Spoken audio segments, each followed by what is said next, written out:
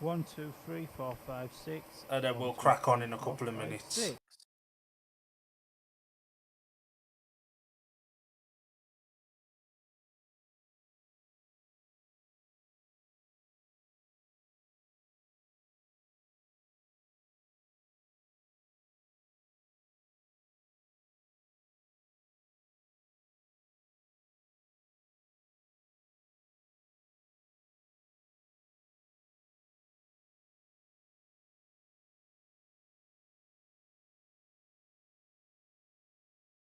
To say you're strong. You having a good sing-song there, me old fruit? I'm having fun.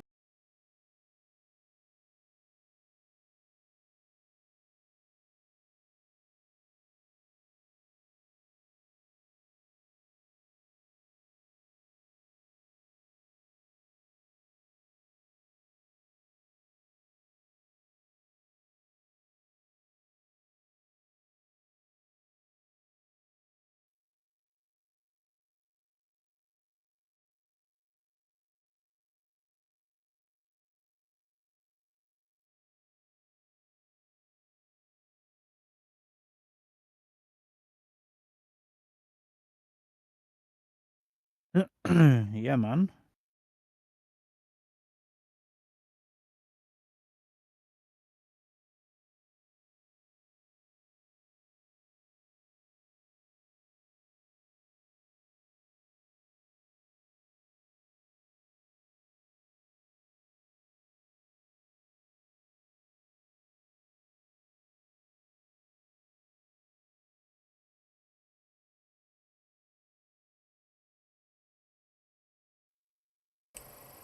And just like that, we are back.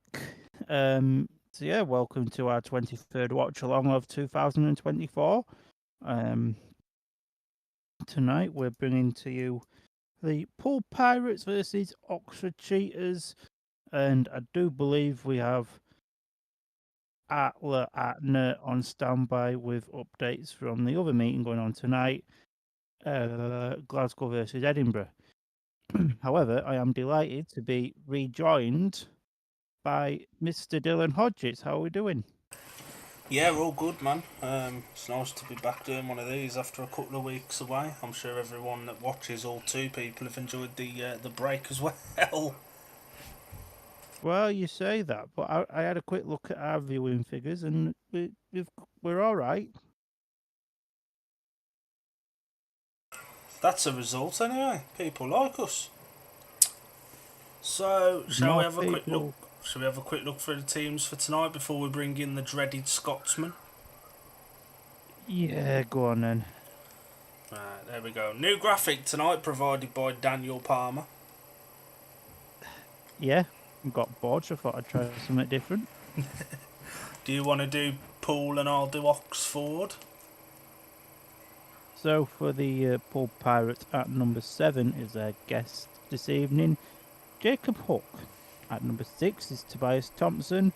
At number 5 has got a big date somewhere in Cardiff on Saturday. That's Tom Brennan.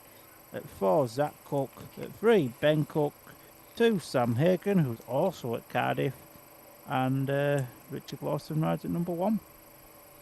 Man to watch for Poole. Tobias Thompson. I think he's starting to get the groove around Poole at the minute, and yeah, he could be in for a big night. I absolutely agree with everything you've just said. He's my man to watch as well.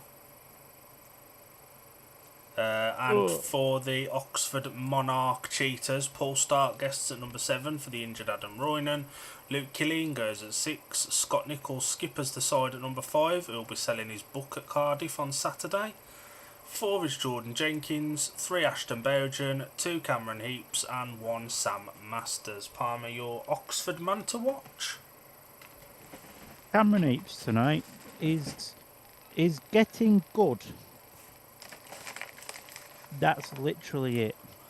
We've agreed on the men to watch for both teams. I think Cameron Heaps is having his best season for 4 or 5 years again now. He's really kicked on since he had a really good season in 2017, and obviously had a bit of a slump since. I think he's really starting to get back to where he was now.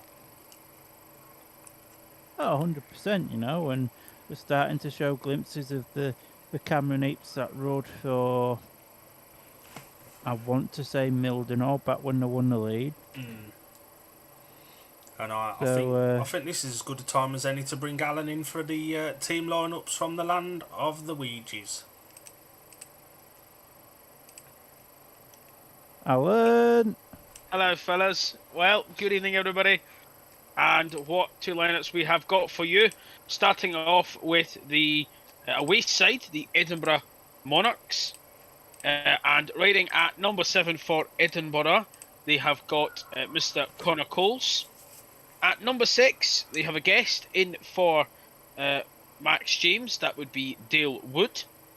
At number 5 is rider replacement for the injured Justin Sedgman. Was due to be Anders Rowe, but Mr. Rowe became unavailable, Wrong. so they had to go for it. It was meant to be Drew Kemp. Anders Rowe rides for Glasgow. Sorry, Drew Kemp. Apologies, I've written the wrong person down. It was Drew Kemp. Oh, God.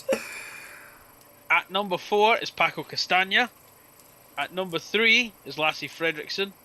At number 2 is Kai Thompson, and Josh Pickering at number 1. And for the Glasgow Tigers, at number 7, they have got Tom Spencer in as a guest for Jason Garrett. At number 6 is James Pearson.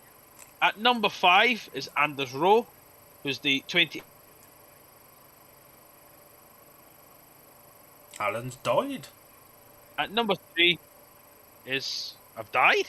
Yeah, we couldn't hear after you said 28. Oh, sorry. I'll go back.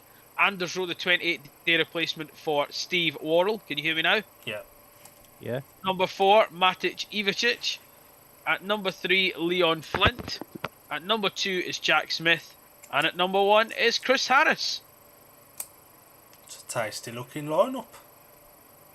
Yep, it is indeed. Personally as well, it's nice to see Tom Spencer get an opportunity in the Championship. He's not really had any Championship opportunities come up, but he's been consistently scoring really well in the National League for the last 2 or 3 years now, so hopefully he can take this opportunity, and who knows where it'll lead. Never know, might get my team place next year if he does well. Somewhere. We'll bring Alan back in a little bit later because he's watching along to his virtual meeting at the moment. So we'll bring Alan back in a little bit with the coin toss. Palmer, any predictions for the meeting that we're watching, Palmer? Yeah. I'm going to go for a Poole Pirates win tonight, and I think it's going to be 52-38. What about you? I've gone for Poole by 20. I'm going for the good old 55-35. Although the tracks took a fair bit of rain today, which could even it out a little bit. So, rumour has it as well, I've been told from somebody that's there, that the Oxford team are complaining that the track's too wet at the moment. So I would not be surprised if we ended up with a slight delay to proceedings. Don't look too wet, to be honest. It's a bit damp underneath, but these are all, every one of these, barring Cameron Heaps and Paul Stark, riding the top league, so they're professional racers. They should be able to. Nichols doesn't ride in the top league much. Yeah, but he's a 7-time British champion, and I think he's a little bit experienced enough. And with the amount of guest bookings he's been doing for Ipswich as well, I think they just need to put on their big boy pants, man up, and get on with it. Well, the 2 team captains are currently out on the track discussing things with tonight's referee, which is Simon Humphrey Kenny. Not to be confused with Edward Kenny. Because this No, fella just his actually long-lost turns cousin. up. Edward could learn a lot from his long-lost cousin, couldn't he? I don't think there's a lot wrong with that track. It's a little bit grippy, but I don't think there's a lot wrong with it. Hopefully we'll be able to get underway with proceedings very, very soon. Jacob Hook, Sam Masters and Richard Lawson having a cheeky chinwag. It gives them something to do while they're waiting around. The Poole boys are getting their bikes ready, and as the home side, it's their prerogative to maybe try and force the referee's hand a little bit and just say, like, let's just crack on with it. There's nothing wrong with that track. And we've watched a few of these meetings now. This fella on the screen here has had a few crashes while we've been watching Palmer. What's up, Mush? You kind of cut out a little bit there. The fella who's on the screen now, the last couple of watch-alongs we've done from Poole, he's had a couple of crashes, old Tobias Thompson. Yeah, he has. But he's starting to get the hang of this Poole circuit as well. Obviously, I saw these boys up at Scunthorpe on Friday, and even though Tobias wasn't necessarily the best, he was always mixing it up and everything. And there is Tom Brennan having a sweetie or two. The diet of a professional athlete. A lot of speedway riders sit eating Haribos during the meeting, don't they? Got to keep the old sugar up. Can confirm, I know Luke Harrison does, because he offered me a couple of sweeties in the pits the other day at Scunny. What a lad. And a busy week for the Cardiff wildcard. Raced at Birmingham on Monday, he was in Sweden last night, he's at Poole tonight. He's at Sheffield tomorrow with the Brummies, he's at Cardiff Friday and Saturday, and then he's back at Birmingham next Monday. Luckily his Polish season's finished, so he's got nothing on Sunday, but that's a busy week for a lad who's going to Cardiff on the weekend for the Grand Prix wildcard spot. Well, that's either going to work one of two ways for him. It's either going to really, really help him for his clubs because it'll take his mind off Cardiff for a bit, or the Cardiff will just play on his mind. I'd be inclined to say it may be a little bit of the latter at the moment. He wasn't fantastic at Birmingham on Monday, and he wasn't very good in Sweden last night either. And that's unusual because Tom's had a really consistent season so far this year. He has. But it'll be interesting to see how he gets on this evening. Obviously, I think past couple of meetings he's scored nigh on a maximum or a paid maximum here at Poole. So, and he's against slightly easier opposition tonight than what he would have been in Sweden and in the Premiership with Birmingham the other day as well. Sam Hagen doing a reactions warm-up with the old balls drop. Big congratulations to Sam Hagen as well, who successfully helped his female companion win the Raw Speedway quiz the other night. And he's going to Cardiff as the first reserve. That he is. And I feel like that's probably the right way to do it. Some people said it should have been Bomber and Stevie Worrell as the next two in the actual British final, but for me they don't benefit a lot from doing that. I think give the British under-21 champion and runner-up the opportunity. I think they'll learn a hell of a lot more from it than Bomber and Stevie would. Should I give it to Simon Lambert if you ask me? Absolutely not. There's nothing that a 35-year-old can't learn from an experience like that. But no, ultimately it is the right call. That seems to be the way Discovery Sports are going now, innit? Where the promising up-and-coming under-21 riders get the reserve spots. Maybe in some cases the wildcard spots as well. Sam Hagen just having a fight with his rubbish. Tried to throw it in the bin and dropped it, then tried to pick it up and dropped it again and eventually got it in the bin. Rather than drop his rubbish and drop himself in his bike. That's true. That's very true. Paul Stark looks really chilled. Paul Stark looks very bright. You were talking about highlighters earlier. Paul Stark looks like one. Is that Rowan Tungate's mechanic spanner in for Jacob Hook? It looks like him. Could be. Poor Hurry. Having a chinwag with Sam? Sam. I couldn't see, that fella's big head was in the way. Just another one if you're making the most of the Cardiff weekend this weekend. big championship event down at Oxford on Friday night, the championship pairs, where all 9 championship teams will be represented. Any predictions for that, Palmer? I like splinters, so I'm going to sit on the fence. I think you'd be hard pressed to look past Oxford of the duo of Sam Masters and Scott Nicholls around Sandy Lane. It's hard to look past Oxford and Poole in it, really. Redcar could be in with a shout. Probably going to get called bias here, but I would say Scunny are dark horses for it. You know, all it takes is seconds and thirds and you've scored more points, so they're good at that. So, no, it'll be an interesting watch. Looking forward to watching that on the BSN on Friday night with a cheeky Chinese and a few beverages. Live from Newport. Live for the Premier Plus room in Newport, Wales, just off the M4. Oh, the joys. Should we bring Alan in and see if there's been the toss done up at Glasgow while we're waiting for parade at Poole? Well, we may as well while we wait. Is he alive? Is he dead? I'm alive. I actually don't. Oh, we have got Edinburgh won the toss and are taking gates 1 and 3 in heat number 1. Abandon the meeting now. Edinburgh have won. Yeah. Do you know Edinburgh the points.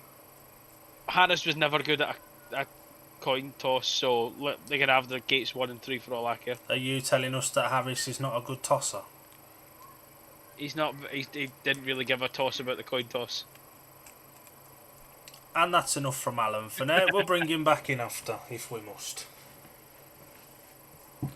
Jesus. Richard Lawson on the screen there. He's recently announced his line-up for his testimonial. Palmer, do you want to very quickly run us through that? That's a very tasty-looking line-up. I need to find it. I think he put it on his Facebook page, or Poole have put it out as well, I think. Richard Lawson, there he is. Whee!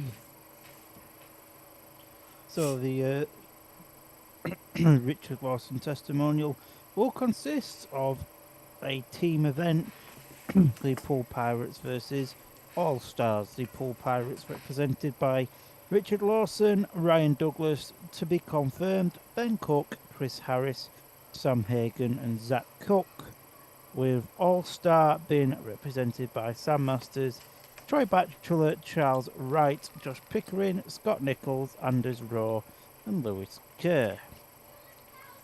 Couple of tasty lineups there. I don't know who this to be confirmed fella is though, but he might be a good young up and coming whippersnapper. 250cc races as well, with Archie Rolfe, Seth Norman, Charlie Southwick and Cooper Russian. So if you're about on Sunday or the 1st of September or Saturday the 1st of September, whichever day it falls on, Sunday, then pop on down. And the riders are just doing their parade now. Ben Cook leading them out with the big Pirates flag, and Richard Lawson giving his British flag to the mascot. I really like the parade, the method that Poole do. Tom looks well happy, although he's just took out the cameraman. It is a bit different, isn't it? It's nice to have a little bit of something different, innit? Everyone either rides round on their bikes or just walks out. This is Poole giving the riders the opportunity to show their pride for their nationality and stuff like that. It's different. It's really cool. Yeah, it's nice. It's a bit different, as you say, and but yeah, no, it's a good way of doing it, you know, and gets the fans more G'd up for heat number 1. Richard Lawson telling the start marshal to let the mascot keep hold of her flag while he's took them off all the other riders. What a guy Richard Lawson is. What a man. What's Alan tagged mean?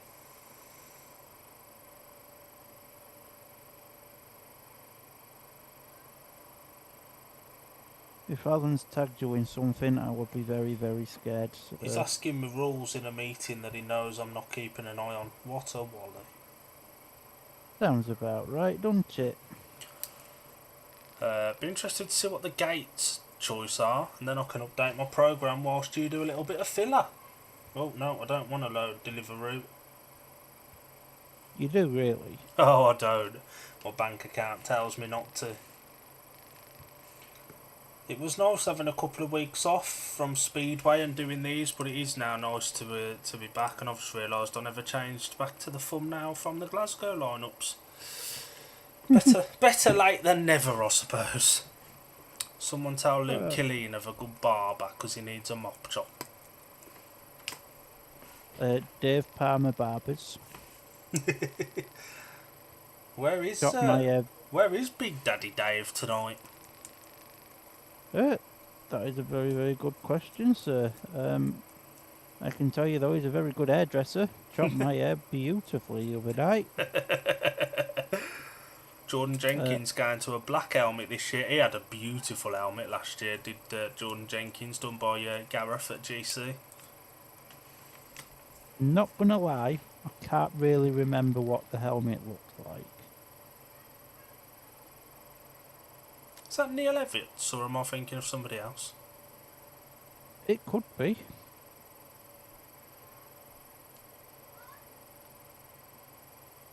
It could very well be, sir. Spanner in for Samuel Masters. Well, it's got to get him out of the house somehow, hasn't it? You noticed whenever Plymouth riders guest for another team, they always wear their Plymouth suit. I mean, in fairness to Jacob Hawke, he probably hasn't got any other Kevlars. Yeah, that's true.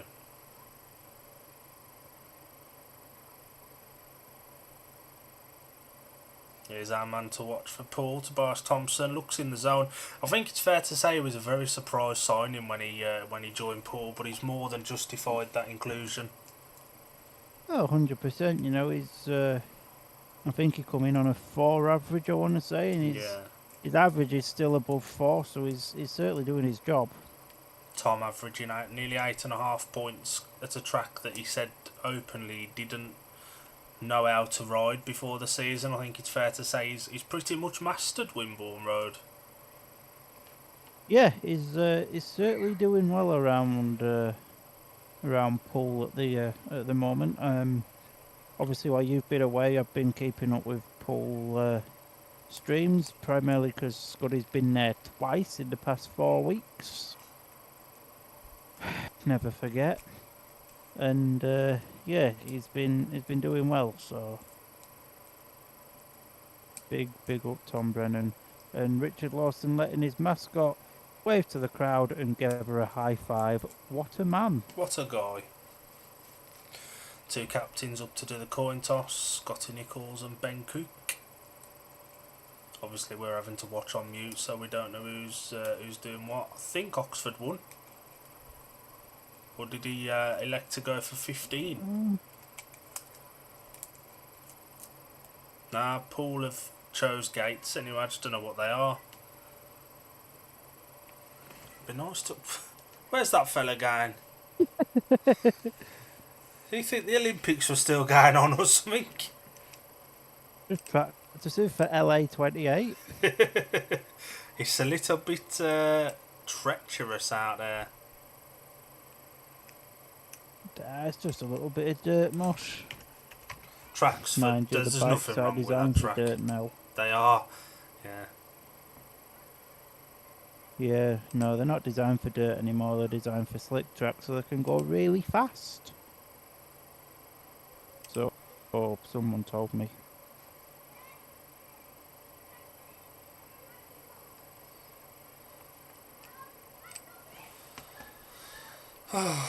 I need to find out what these bloody... Oxford won the toss, Poole have chose 1 and 3 in heat 1. So, Scotty obviously decided to refer to heat 15. Perhaps he knows something we don't. Maybe he's written a book about it and we can buy it at the weekend. Are you going to buy it just so you can go and get Scotty to sign it for you? I want to have a flick through of it first before I buy it. I want to see if there's any pictures in there. So you can colour them in. Well, reading words just feels like a lot of effort, you know. Sometimes you just need a little picture in between reading the words just to brighten it up a bit. That's very true, Squire. Very true indeed. Riders just doing their warm up. Oxford, there you are.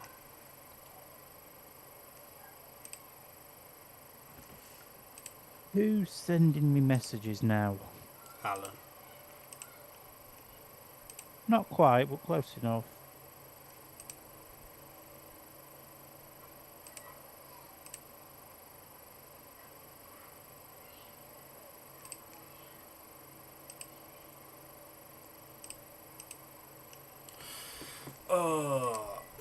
While we wait for heat number 1, we won't bring Alan in yet because his pairs meeting is still going on, so we'll let him focus on that. The poor boys are just writing on their gates so they don't forget them. They ain't got a whiteboard like Palmer, but it's close enough. It's basically a whiteboard, innit? So With a bit Zach of Cook paper in there. starts in heat 3 in blue off 1. That's all we can see before he cuts away, but there's no way you can get that wrong. Well, hopefully not.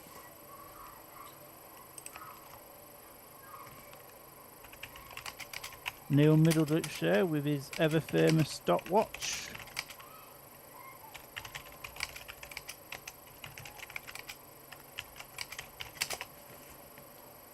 Neil Middleditch should forever wear his cap because it makes him look 10 years younger.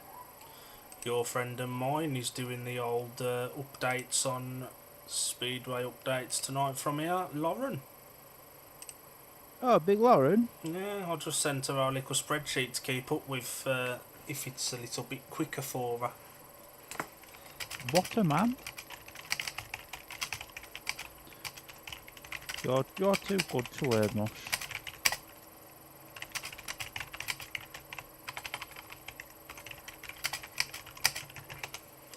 Oh my days, I am very tired.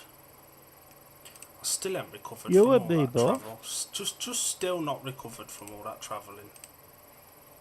Be like me and have a lion in the morning, sir. Oh, I'd be. Is that beer going down nicely, is it?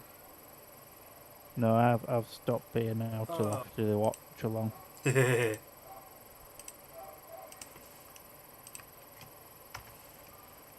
I've sent her the link to our watch along as well in case she wants to listen to us do some talking. Might keep her a bit of company if you wanted to go through the lineup of Heat 1, sir. So the lineup for heat number 1, going off the inside gate in blue, is Sam Hagan. Gate 2 in yellow for the Oxford Cheetahs is Cameron Heaps. Gate 3 in red is Richard Lawson, and off the outside in white is Sam Masters. Gotta think this is going to be a battle between 1 and 2 and 3 and 4. Although Cameron Heaps has been bombing in a few points this season. If Cameron Apes can gate, he'll be absolutely fine. Yeah, and Oxford will be looking to have a bit of a better night than they had here earlier on in the season when they got smashed by about 30-something points. Yeah, it was a similar score to the Scunthorpe score in the Cup. The tapes has risen now on heat number 1. It's a very, very good start there for the rider in red. Richard Lawson has normal around here, and Sam Hagan now is the rider in second place, being chased all the way by Sam Masters in third. So it's a battle of the Sams, and Masters just gets up the inside there of Hagan. So currently Poole Pirates on a 4-2 heat advantage, but Hagan not giving up the towel just yet. I think Cameron Apes has pulled up at the rear of the field. Richard Lawson now, he's nigh on unbeatable around here, and he's seen that it's Sam Masters now, so he's pulled the throttle on to go a little bit faster. And to be fair, all Sam Hagan has to do is just carry on riding round, and he will secure an extra point for the Poole team. We've got 1 lap left to go then. Richard Lawson's still out there out front doing Richard Lawson things. He even pulls a little wheelie down the back straight. This is about all we can see at the moment. And it's going to be a win for Richard Lawson, second for Sam Masters, and third for Samuel Hagan. I thought Sam Masters was pulling up at the end of the first lap. Actually, he seemed to look behind him a little bit, but he was probably just checking back. Cameron Heaps did about a lap and then thought, nope, sod this, I've had enough of that. So the result of heat number 1, it was a win for the rider in red, Richard Lawson, second in white, Sam Masters, and third in blue, Sam Hagan. What a gate from Sam Hagan as well. It was really, really good. And the winning time of heat number 1 was 58.75. Good start for Poole, that. Yeah, 100%, they needed it. 49 to 47 on aggregate. If there's anybody watching that's keeping up with it, I ought to share it on our page actually, that we're live. And Sam Masters actually dropped the clutch perfectly there. He was clear of Lawson, and then Lawson just seemed to get it in the second phase. Yeah, 100%. I just want to give a shout out to all 2 people watching tonight. Not bad for saying I haven't shared the link yet, so thanks for watching. As Heat 2 comes up to the tapes. And as you always say hello in the comments, because we don't bite. Unless you have cake. Oh, I ate a lot of cake on holiday actually. Chocolate fudge cake with ice cream. Ooh. I can't say a lot because I had a lot of birthday cake in that break as well. Heat number 2, going off the inside gate in white for the Oxford Cheetahs is Luke Killeen. Gate 2 in red for the Pirates is Tobias Thompson. Gate 3 in yellow for the Cheetahs, it's the guest Paul Stark. And off the outside in blue for the Pirates, it's the guest Jacob Hook. That it is. 1 and 3 work perfectly then. Yeah, 100%, you know, can see why Ben Cook chose 1 and 3 for Heat 1. Be interesting to see how it goes for Heat number 2.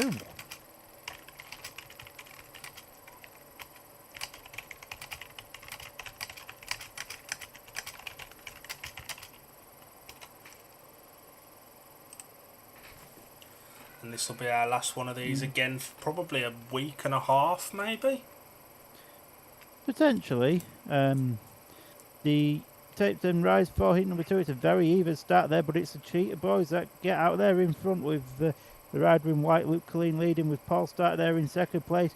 Tobias Thompson, oh down. God. He's down again. In the same place he crashed last time. The red lights are on. Very delayed that.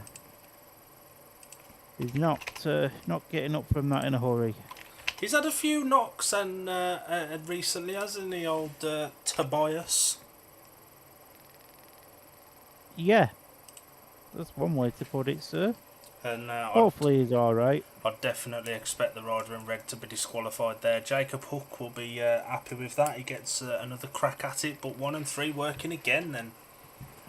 Paul Stark made the gate of his absolute life. Since he's left Glasgow, he's been fantastic. Talking of Glasgow, shall we bring Alan in for a little update? Yeah, we'll have a quick update on the Scottish Derby from our resident Glaswegian. Hello, fellas. Well, we've got some exciting news. Heat number 1, you'll be glad to hear, was won by Josh Pickering, with Kai Thompson finishing second. Ooh. And Chris Harrison third, to make it an Edinburgh 5-1 after the first heat. Heat number 2 was the reverse. James Pearson winning it with Tom Spencer in second and Connor Coles in third. So that 5-1 levelled the scores to 6 each. Heat 3 was won by Matic Ivicic with Leon Flint in second and Lassie Fredrickson in third, to make the scores 11-7 after 3. And Heat 4, the rider replacement was Josh Pickering. He won Heat 4 and Anders Rowe and Tom Spencer took the minor places, and Connor Coles packed up at the tapes, and it keeps the scores at 14 to the Glasgow Tigers, 10 to the Edinburgh Monarchs after 4 heats. Tom Spencer could be riding himself into a team spot for the rest of the season at Glasgow. And on the other note, Connor Coles is crap. He's not very good. But yeah, no, just watching the replay there of Heat 2 here. Tobias just quite clearly goes on his own, and the only decision to make here is an exclusion for the Danish man in red. Yeah, easy decision for Simon Humphrey Kennett there. Tom Brennan going for a nice slow walk over to him, and as soon as he gets there, Thompson's on his feet, so it's a nice walk back. Well, you know, he's got to think of that figure and all that, and getting the calories from the sweeties down and everything.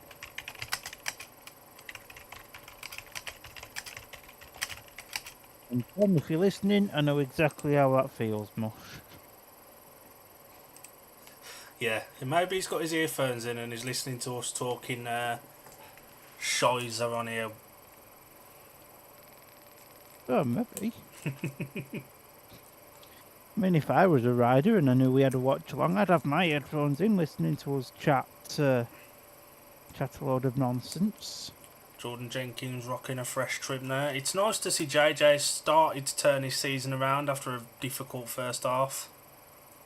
Yeah, 100%, you know. I think it may sound weird, this, but the first guest booking he took at Red Car's really, really done him a world of good. Yeah, it has. I think Oxford will have a little bit of competition to keep hold of him for next season, although he is sponsored by Monarch, the title sponsor of Oxford, so... I mean, you know, I've heard things behind the scenes, obviously. Unsure whether they're 100% true or not, but, you know, if what I've been told is true, he could be on his way out of Oxford. Wouldn't surprise... He seemed settled at Red Car, so it wouldn't surprise me. Sam Hagan walking around the pits with a fan. It must be a little bit warm on the south coast. And it's an actual fan. You usually see riders walking around the pits with their clutch cooler as a fan. Hello, Nicky Pedersen.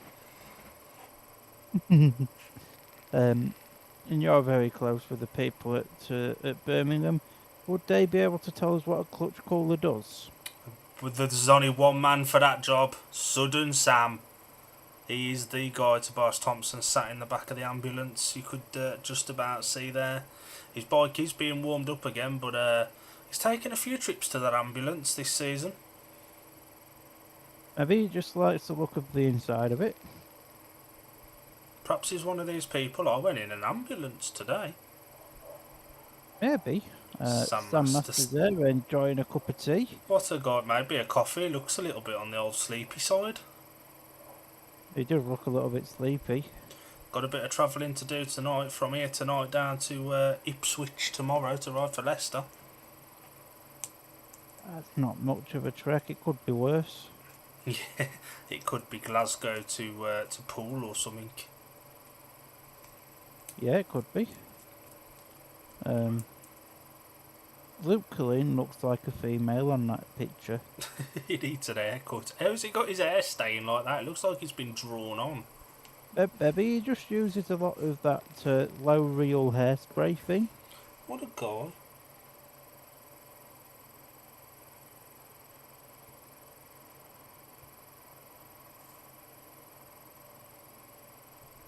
And good to see the greatest of technologies there implied, with Ashton Belgian's transponder cable tied to his machine. What? Oh, we're watching a video from the last meeting that nobody cares about. No, I remember this meeting well. I don't really want to relive it, but here we are. I'd imagine neither do Oxford. While we've got a minute, should we take a quick breather before the rerun of Heat 2? Let's take 5, go on then.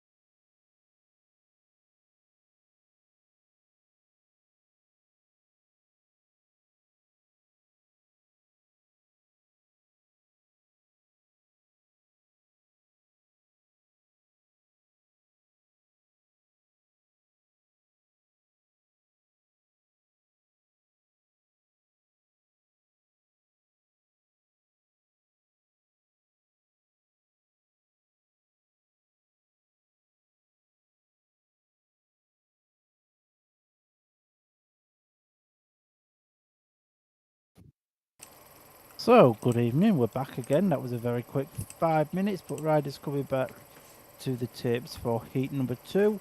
And a shout out to Lauren watching us, because we understand that we're helping you out with giving you the times for this meeting. Stop the world, the sun's come out. That's it, call it off. Sun delay.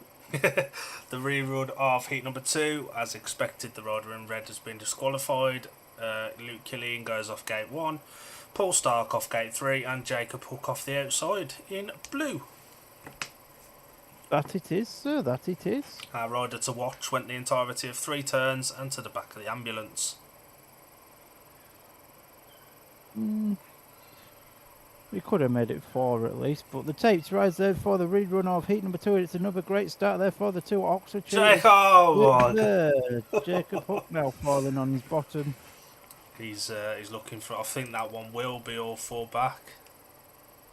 Yeah, I'm 90% certain that one will be. Although he was snaking going into the first turn, I think the only saving grace for him there is that it is the first turn. We get a little bit of a replay. Oh, I don't know. He could go for that.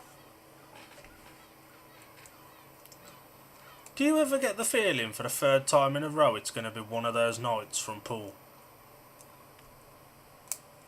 Yeah, I do, yeah. We're getting used to them nights at Poole, aren't we? What, the very long ones with more delays than racing? That's the one. Jacob Hook slowly goes for a stroll back to the pits. We could be here till sometime tomorrow. Has he been disqualified? He don't look happy there. I won't be surprised if he has been, to be honest. 2 minutes is straight back on. 2 minutes is straight back on. In fairness though to these riders, right, I had a mini track day at Scunthorpe not so long back. It is quite hard to walk with them steel shoes on. So fair play to these guys for being able to walk with them on. That could You feel like you're ice skating. That could be what Jacob Hook's moaning about. It could be moaning about. Lauren's in the comments. Thanks for the times. It's always one of those nights at Poole. Don't we bloody know it? Yes, we do. It's a shame for Paul Stark, really, as well, because he's made 2 really, really good starts that have both been pulled back. Has Jacob Hook been disqualified here? Nah, they're looking over find towards the... I wouldn't be surprised. No, he's there. So the re-row is looking towards the referee. The rerun of heat number 2. It's the same lineup as the last 2 attempts. We ain't going through it again. Just without Tobias Thompson. Let's of course. Let's hope we get a result this time, shall we? It'd be nice, like, wouldn't it? Apologies, I'm a little bit tie-tie because I've had a long day of work. So, riders now under starters orders then for heat number 2 times 3. The tapes has risen. And yet again, it's another good start there for the Oxford Cheetahs boys. With Luke Killeen leading, with Paul Stark now just about to take the lead. But these two now virtually got a team ride Jacob Hook out of this if Paul Stark knows what he's doing. Jacob Hook, well, not a million miles behind the Oxford boys. One mistake from Luke Killeen and Jacob Hook will be through, although to be fair to the Oxford boys now, they're both speeding up and gaining more of an advantage over Jacob Hook. Although Hook, he's winding the throttle on and he's getting closer now to the rider in white there, Luke Killeen. Paul Stark's checked out. He could go get a hamburger and he could, but he's already won this one, barring any form of mechanical failure, of course. And talking of mechanical failure, Jacob Hook's bike's gone, so if Jacob Hook doesn't complete this lap, he will score nothing, and it'll be a 5-0 to the Oxford Cheetahs. It's going to be a win for Paul Stark, second for Luke Killeen, and we've just got to wait for Jacob Hook to go round. You had to mention mechanical failures just as that nice big puff of smoke comes out the back of Jacob Hook's bike. Commentator's curse. Or whatever we are. Analytics curse. Jacob Hook does come round to take the third place, so the result of heat number 2, it was a win for the rider in yellow, Paul Stark, winning time of 60.35. Second in white, Luke Killeen, and third in blue, Jacob Hook, and Oxford take the lead after 2 and take the lead on aggregate as well. Yes, they do. Now let's hope we get some sort of rhythm going, eh? It'd be nice, like, wouldn't it? Lauren's a glutton for punishment, putting herself down to do the updates from Poole.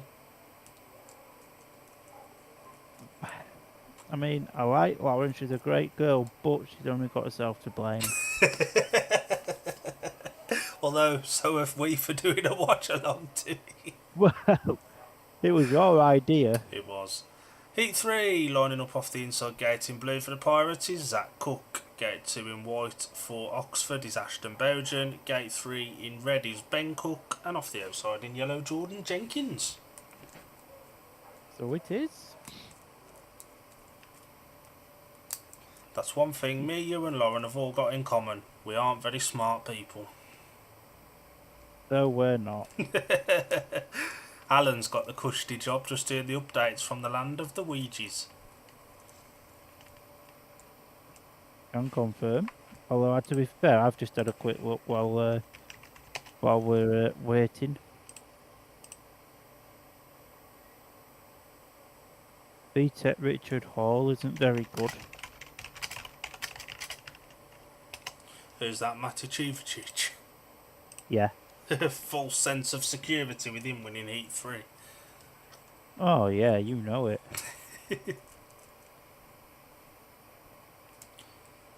Just waiting So, for the Poole boys. And in hindsight, this should be one of the easiest 5-1s the Cook brothers will get. But you never know what's going to happen. But it's a very good start there for, as expected, the two Cook boys. It's Ben Cook that has the lead, Zach Cook there in second. John Jenkins not a million miles off the pace in third, with Ashton Bowden literally a million miles away at the back. Struggling there is Ashton. Ben Cook's checked out front. The big battle now is going to be between second and third, with Zach Cook leading Jordan Jenkins at the moment. And to be honest, I can't see it being any other way. Ben Cook's still leading like a little rocket. He's only a midget, is Ben Cook, to be fair. I'm a lot taller than him. I didn't realise that until I saw him on Friday night at Scunthorpe. 1 lap left to go, though. It's still a Cook Brothers 5-1. Ashton Bowden's 2 million miles behind now, so you can almost definitely put him in for a 0 if you're filling in a programme. And it's a win for Ben Cook, second for Zach, third for Jordan. And just as we were saying, JJ was finding some form, although this is a combination that's very tough to beat around Wimborne Road. Yeah, I think, you could sort of, if you're in a race against these two, you almost know you're going to get 5-1 around here. And that's one thing Poole are very good at. They always have at least one very good second string and 3 very good heat leaders. This year they've got Ben, Richard Lawson and Brennan as the heat leaders, and Zach as the very solid second string. Zach Cook's almost a heat leader, isn't he, around Poole? Yeah. So the result of Heat 3, it was a win for the rider in red, Ben Cook, with a winning time of, when it decides to come up, or maybe it's not. Someone put 50p in the meter. Second in blue, Zach Cook, and third in yellow, Jordan Jenkins. The stopwatch has stopped working at Poole. So that makes us completely redundant for the Speedway updates now, because we were here for the times and Poole have let us down. 59.5. We got there in the end. Someone found 50 pence. There is Scott Mitchell, the darts player, with his Poole Pirates hoodie on, talking to the live stream feed. Obviously, we can't hear what he's saying, but I might drop him a WhatsApp and get us a shout out. but all I can confirm to you is that he will be talking words. Nice fella is Scott, got a lot of time for him. So the result, the lineup for heat number 4, getting ahead of myself. We should be on about heat 7 by now, but here we are. Going off the inside gate in blue, Jacob Hook will be hoping to have sorted his bike issues out. Gate 2 in yellow is Luke Killeen. Gate 3 in red is the Cardiff wildcard Tom Brennan. And off the outside in white is the 7 times British champion Scott Nicholls. British Speedway past and future, or present and future going here off the outside 2 gates. Yeah, 100%. With Paul Stark and Jacob Hook thrown in for good measure. And don't forget, if you are heading to Cardiff, you can buy Scott Nicholls' book. Or, more importantly, and probably better, you can buy me a pint. I won't refuse one. I promise. I don't know how to tell you this, but that's not Paul Stark, it's Luke Killeen. Well, they must have made a change and not told us.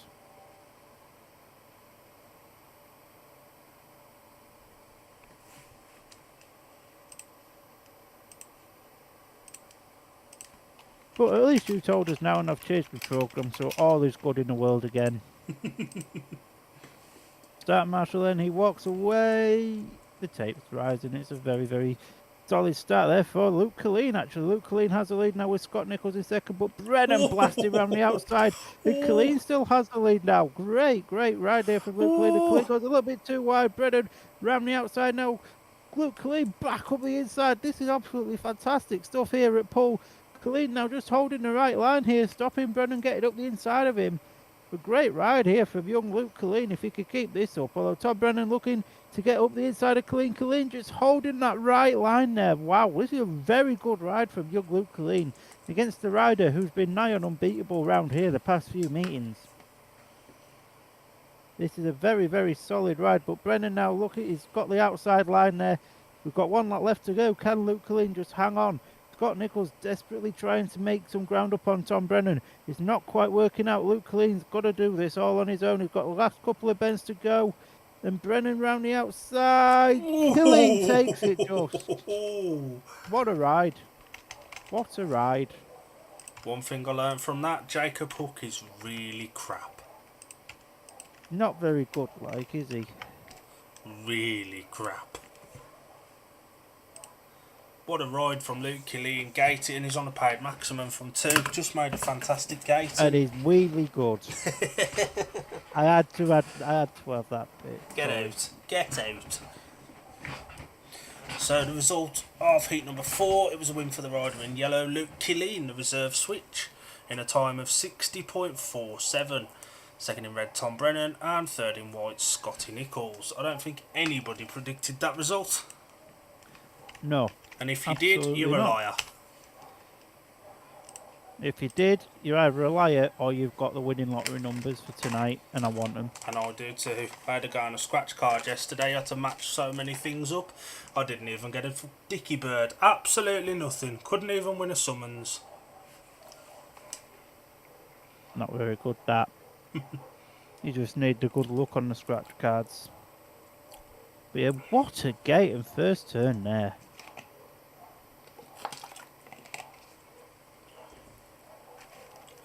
And Tom had the run around the outside as well, and Luke sensibly chopped his nose off. And to be fair, all race, just Luke Killeen rode a very, very good defensive ride as well. Yeah, for sure. Against someone that's got Tom Brennan's kind of experience, that was very, very good. Are we getting another delay here for some track grading? Probably. Richard Lawson checking his phone to make sure 2B confirmed, still ready for his testimonial. Tobias Thompson back in the pits. Looks like he's good to carry on. His bike's being worked on, so he'll be hoping he's good to go for his next ride. which I think is in the next race. Not quite. One after. He's got 5 and 6 to go before he's out in 7. Who's that, Tobias Thompson? Yes. Fair enough. It's a long break, ain't it, from Heat 2 to Heat 7. Very long break. Should we bring Alan back in for an update from the land of the Ouijas? Yeah, go on then. If he's alive. Or maybe he's dead? I think he's dead. I'm not dead. He's talking No, to I us was sorry. from I was beyond. watching the updates. No, I was watching the updates as they were coming through on the Monarchs website, because it seems to be the most reliable source we have, actually. Fair I enough. couldn't believe I'm saying this. Monarchs website is reliable. Anywho, we will jump into heat number 5, because that's, I think, where I left you. Yep. And that heat was won by none other than Josh Pickering, with Leon Flint in second and Kai Thompson in third. So that 4-2 makes the scores now 16 to the Glasgow Tigers, 14 to the Edinburgh Monarchs. Heat number 6 had 2 runnings. The first running, Dale Wood and Jack Smith had a little bit of a clash, and Smith went down. It was reran, and Jack Smith won heat number 6, with Chris Harrison second and Kai Thompson, the rider replacement rider, in third. That 5-1 makes the scores 21 to the Glasgow Tigers, 15 to the Edinburgh Monarchs. And heat number 7, Cammy Brown, doing something smart for once, made a reserve switch, taking out James Pearson and putting Tom Spencer in, up against Lassie Fredrickson and Paco Castagna. And Anders Rowe won heat number 7, beating Lassie Fredrickson in second and Paco in third, for a 3-all to make the scores 24 to the Glasgow Tigers, 18 to the Edinburgh Monarchs after 7 heats. And I'm also led to believe Tom Spencer will be coming out of heat 8, and it will be James Pearson replacing Tom Spencer in heat number 8. I don't understand why Cammy sacrificed Spencer, who's absolutely flying, and put him against 2 middle order riders. Because, So that he can use James Pearson the rest of the night. That gets Spencer's 3 rides out the way. but he's Spencer's scoring done his points. Yeah, I know, but so is Pearson. Oh, I don't And understand that. Spencer's got his 3 points. He'll be happy with that. 3 paid 5. Cammy Brown will be looking at. Tom Spencer's done. He might let him out 1 more, but he'll be able to use his top reserve to take on Wood and Coles. Yeah, That's but the way I see it. Spencer would score against Wood and Coles. That's a long way He to would. travel up to Glasgow for 3 rides. But Cammy Brown's a tit, and we're on with heat number 5. Going off the inside gate in yellow is Cameron Heaps. Gate 2 in red, Ben Cook. Gate 3 in white, Sam Masters. And off the outside in blue, Zach Cook. And I'm sure you can agree, Palmer, that Cammy Brown is a tit. Can confirm. Interesting lineup here. Oxford off the favoured 1 and 3, which seem to be working better. Yeah, points so far. Gate 1 has scored 5, Gate 2 has scored 3, Gate 3 has scored 11, and Gate 4 has scored 5. So Gate 3 is the place to be, and that's where Sam Masters is. Gate 3, the place to be then this Wednesday evening at Poole Stadium as the green light goes on. Then the tapes has risen for heat number 5, and it's a very good start there for Sam Masters. Carnage! Zach Cook's down on his bottom. Sam knew what he was doing there. That should be all 4 back, but that was a little bit naughty from Mr. Masters. You would expect all 4 back, to be fair, with it being that part of the race arena. And the fact Sam turned right to wipe Zach out, stopping going around the outside of him.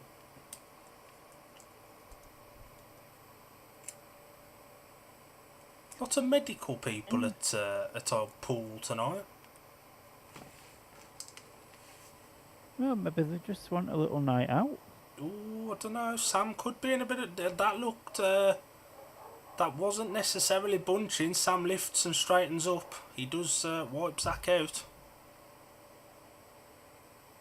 Again, I know you don't disagree. You don't agree with it, but it's one of them, innit? It's the first bend. Yeah, but if 99 times out of 100, it's going to be all four if back. somebody's clearly at fault though, then that bullshit about first bend goes out the window. We would also like to apologise for any language heard there. But yeah, no, I do agree with you. It's just the way 99% of referees are Because these they're days. wallies.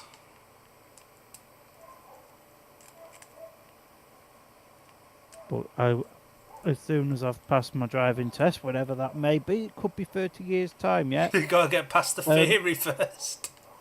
Yeah, thanks for reminding me. I thought I'd do it before Alan could. I will apply to train to be an SCB referee. Oh, great. We'll have another useless ref to add to the list. Don't know what you're on about. I might not pass the test.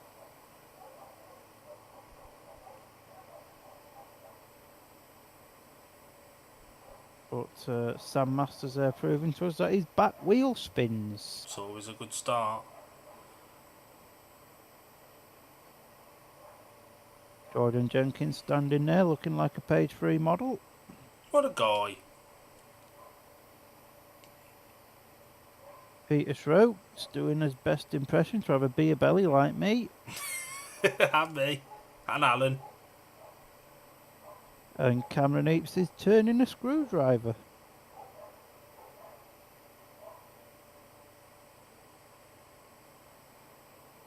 I'd imagine that's not that easy to do with an helmet and gloves on. And just in case you didn't know, those gloves are on his fist because it says fist on them. And they've got pictures of chips on them as well. What a guy. Representing the old Fat Lives Matter movement. What a fella. Lauren watching this for the Times and listening to us, he's getting absolutely nothing barring us talking about food and stuff. What more could you want on a Wednesday night? This meeting to hurry up. We've done 5 races in nearly an hour. 4, mate. Yeah, this is 5, isn't it? Yes, sir. We might be done this side of 11 o'clock tonight. Could be done this side of 11 o'clock tomorrow night at this rate. I'm glad I'm not at work in the morning, I know that much.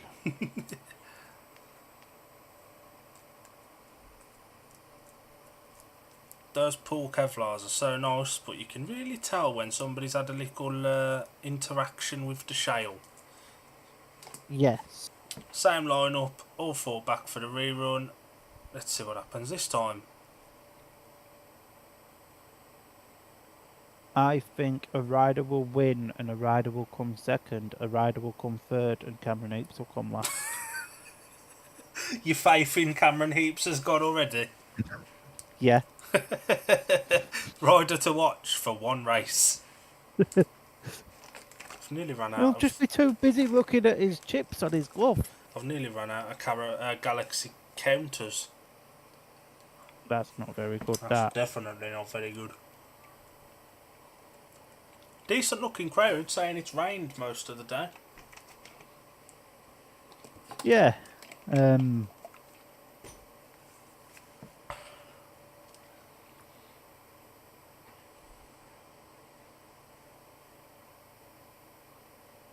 So, just awaiting then the riders to be under starters orders for heat number 5, and away we go. Sam Masters with an absolute gate of his life. And Ben Cook now looking to come up the inside of him, and it's not quite worked out there, so a very, very rare defeat to Ben Cook at the moment on the cards. I can't really talk today, I haven't done this for 2 weeks. But Cook now looking to come up the inside there of Sam Masters. Not quite worked out. Masters, he's got the right line. Whoa, so got a little bit untidy there. Ben Cook's putting a lot of pressure on Sam Masters now. Zach Cook looks pretty settled there in third, and as predicted, Cameron Heaps is at the back. But the big battle is between the 2 dogs out in front. Well, they're not dogs really. One's a pirate, one's a cheetah. But Ben Cook throwing everything, including the kitchen sink at Sam Masters. But Sam Masters isn't taking yes for an answer. A very good ride from Sam Masters there to take the win. He got a little bit out of shape a couple of times then, though. Just a little bit. And your prediction of Cameron Heaps finishing stone last comes true. That it does. What a guy, listening to the fans. The That result wasn't a 4-2, that was a 3-3, Dan. the result of heat number 5 was a win for the rider in white, Sam Masters.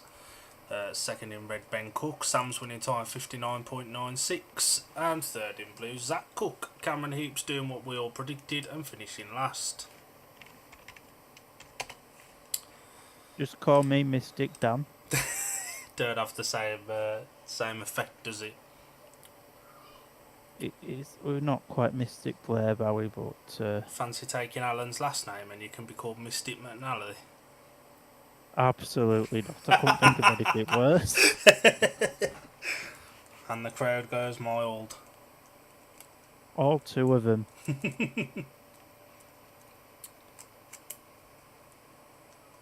Sam Hagen's had a little bit of a wait, and Richard Lawson has since their first race. It's the best part of 30 minutes since they were last out.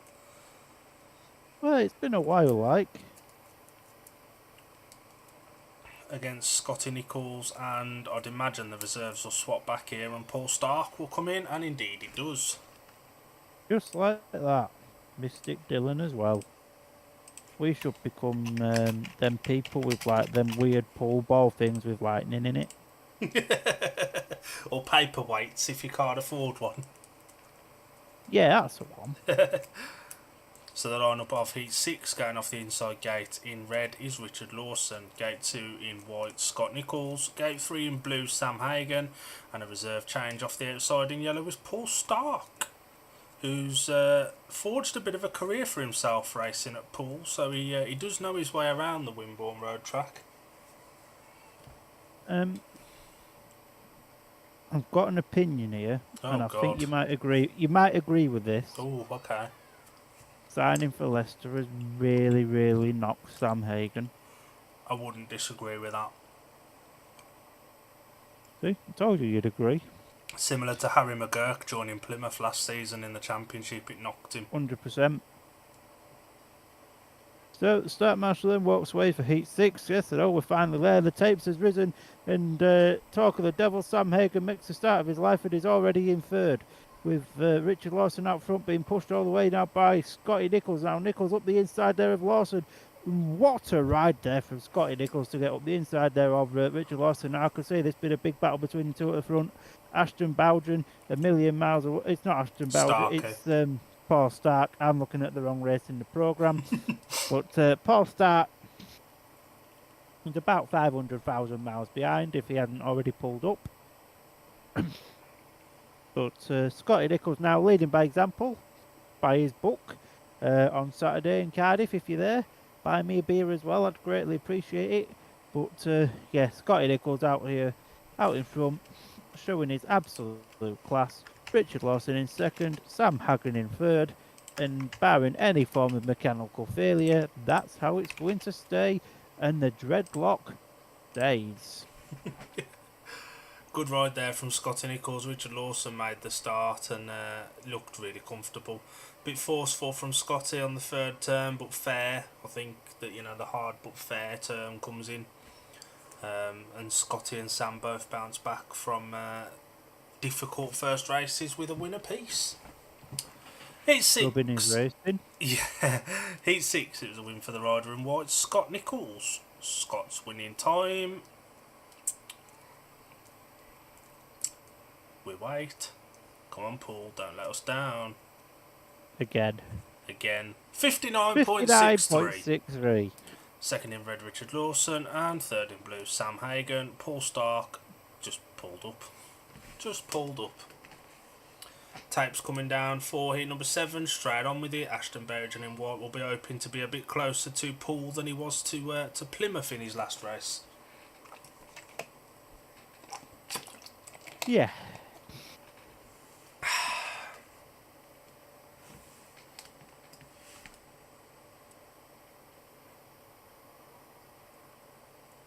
Tom Brennan will be hoping to make a bit of a better gate here. He had the speed last time, but just couldn't find the ground to get past Luke Killeen.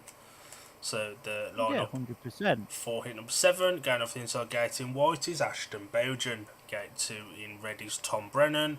Gate 3 in yellow is Jordan Jenkins. And back up after his trip to the third bend air fence, off gate 4 in blue, is Tobias Thompson.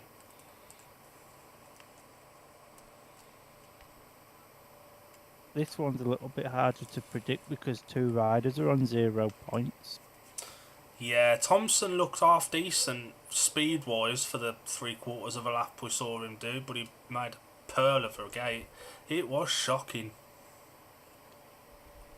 I'm gonna predict Ashton Bowden to collect the 0 points here. So now I've said that he'll go out and win it. You never know. And Oxford are off the favourable 1 and 3 with JJ going off 3.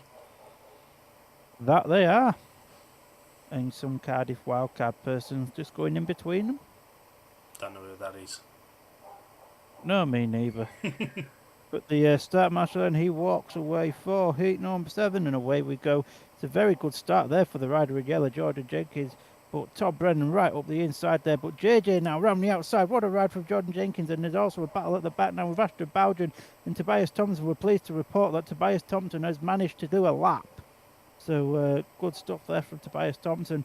Tom Brennan chasing down Jordan Jenkins now. But looking like a very, very solid ride from JJ here. The good JJ, not the rubbish pretend rider one.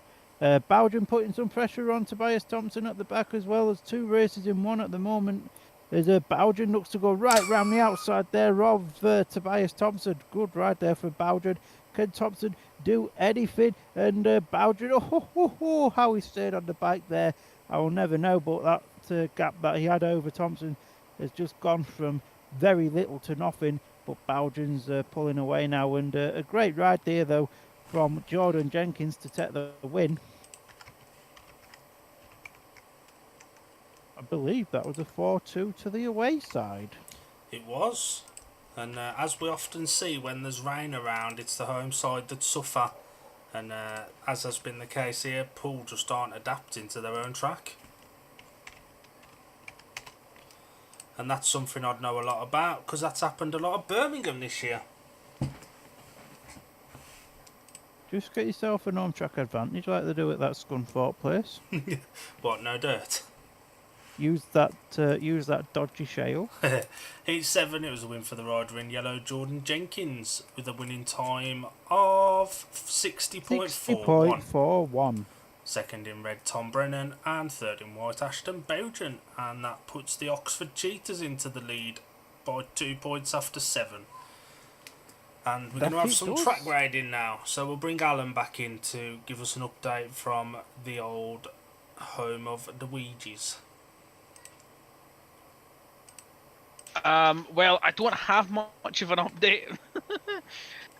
Because when I last left you, we just finished heat number 7. And heat 8 took so long, you managed to get 3 heats done in the space of the time that 1 heat got run. That's how bad things went. Was there a crash or something? So heat number 8, the first running, Jack Smith fell. Jim McGregor, who I didn't realise was the referee, called it back. Second time round, Jack Smith and James Pearson tried to go under Connor Coles. Jack Smith came off again, got excluded. And then finally we got a result with Kai Thompson winning and James Pearson second and Connor Coles in third. So the 4-2 to the Monarchs now makes the scores 26 to the Glasgow Tigers, 22 to the Edinburgh Monarchs. And I've just found out that the rider replacement for heat number 9 is Paco Castagna, everybody's favourite Italian pizza chef. What a guy. And that's the only update I have from Glasgow. Well, at least it's going nice and quickly. Compared to you lot. Nah, we're on the same. Well, we're a heat behind now, but considering we had a really long delay, we were stretching our lead until heat 8, and then it just died. Up with Monarchs. I'm not angry. I'm just disappointed. What, that your team are only 4 points up? I would be as well, my guy. No, I'm not angry. I'm just disappointed at Palmer's statement. That's all. Shall we take a quick 5 minutes, Palmer, while Go on then. while we've got a couple of minutes going spare?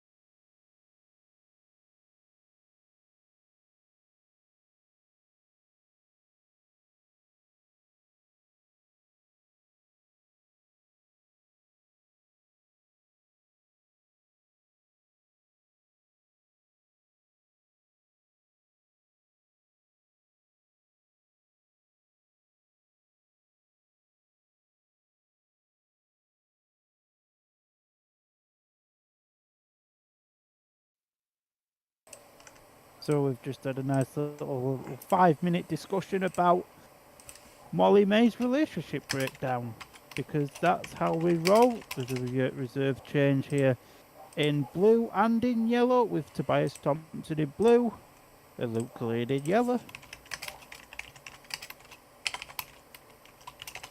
The lineup of heat number 8 going off the inside gate in yellow. The reserve switch for the Cheetahs, unbeaten so far, Luke Killeen. Gate 2 in blue, the reserve switch for the Pirates, Tobias Thompson, yet to score. Gate 3 in white is Cameron Heaps. And off the outside in red is Sam Hagan. I can't choose in this race. I'd say Luke Killeen's favourite again. Hard to bet against that, to be fair. But, you know, it's Speedway, anything can happen. The tapes has risen, and it's a great start there for Cameron Heaps, who've Luke Cullen there in second, but Thompson now looking to go up the inside there. Not quite managed to work out, so the Cheetahs currently on a 5-1 now. Thompson up the inside there of Cullen, good right there. And Tobias Thompson now Cullen back around the outside. Great race between these two. Sam Hagan's trailed off a bit towards the rear of the field. And Cameron Heaps, he's checked out. He's on his way to go get a hot dog because he's got this race in the bag, barring any form of mechanical failure or some fairy tale thing happening. The big battle is between second and third. Luke Cullen holding off Tobias Thompson at the minute, much to Tobias Thompson's every effort. He's throwing everything, including the kitchen sink, at Luke Cullen. Someone might want to tell Tobias' defence there. He's been in it enough times this season. But Cameron Heaps, he's out there in the front, having his best ride of the afternoon, and it's going to be a Cheetahs 5-1. Yellow, red, white, yellow, blue. Honestly, Right. so far, Poole are crap. It's a bit different to the last time we watched them on a watch along, isn't it? It is just slightly. Although Poole do get a run of 1 and 3 in the next few heats, so maybe they'll be able to capitalise on that. That and having Cooks, Lawson, Brennan, Cook, Lawson, Brennan, and Cook in the next 5 races probably helps. Yeah. Heat number 8, it was a win for the rider in white, Cameron Heaps, with a winning time of... Put 50p in the meter. Oh, do come on. Sod the time. Second, here we go, 60.41. Second in yellow, Luke Killeen, and third in, I thought it was Tobias Thompson in third. I've got it down as Tobias Thompson as well. I think it was Tobias Thompson. And this always looked like a weak race for Poole. Sam Hagen isn't really a number 2, and Tobias Thompson probably isn't either. No. Luke Killeen, though, has been a big shining light for Oxford tonight. Still unbeaten. Who'd have thought it? I am now dreading when Oxford come to Scunny because they look good. Lauren's just said she's not quite sure why, but she thought before this meeting she'd get an early night. Not if you're doing updates on Poole, you won't. Might get an early night for tomorrow night. You ain't getting one for tonight. Depends what you consider an early night. Midnight, then maybe you might be onto something. Just might as well stay awake and go straight to Cardiff from here. Don't tempt me. Paul Stark in yellow. Heat number 9, going off the inside gate in white is Scott Nichols. Gate 2 in blue, Zach Cook. Reserve change in gate number 3. In yellow is Paul Stark. And off the outside in red is Ben Cook. Anything other than a heat advantage for Oxford, for Poole here, and I'd imagine we'll see Tom Brennan maybe as tactical substitute in heat 10. It's like your mouth was saying what my brain was thinking. This should, in hindsight, be a good race between Ben and Scotty here. There ain't been a lot of good racing on this track at all yet. It's going dusty now though. Get the water Bowser out. Artificial water. Hello, Nigel Tolley. But it's been a better meeting than the Scunthorpe meeting 4 weeks ago. As the tapes there on Rise 4, heat number 9. I know we're already there. It's Scott Nichols backs the gate and he's got the lead, but Ben Cook powers around the outside now. And if I was Neil Middleditch, I'd have been trying to tell Ben Cook that we need an Oxford 3-3 to tactical in the next one, but Ben Cook clearly said no. But Scotty Nichols is throwing everything at Ben Cook, including the kitchen sink, so Cookie can't quite go for a donut yet. Whoa, someone might want to tell him there's an air fence there because he nearly went in it. Paul Stark's reared up at the back. Zach Cook's now coming to join the party with Scotty Nichols and Ben Cook. But as they go around the 4th turn now with 1 lap left to go, it's hard to see anything happening here. It's almost going to be a 4-2 to the Pirates. The Cheetahs will maintain a bit of a lead, but yeah, it's a red, white, blue. Paul Stark has gone really shite since his first race. Really. He ain't even been close, has he? The closest Paul Stark has been to points after his first race is on the start line before the heat starts. He ain't even been close after the first turn.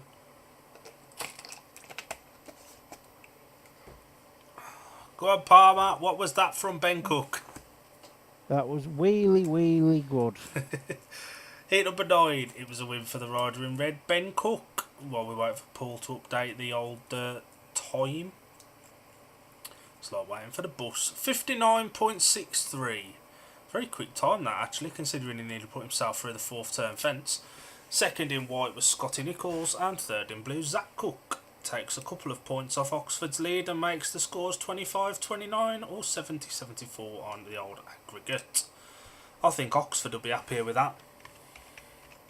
Yeah, 100%. You know, it stops the Pirates from using a tactical ride, and no disrespect to Ashton and Jordan here, this has got an easy 3-3 at worst written on it for Poole here. To be fair, JJ was very quick in his last ride.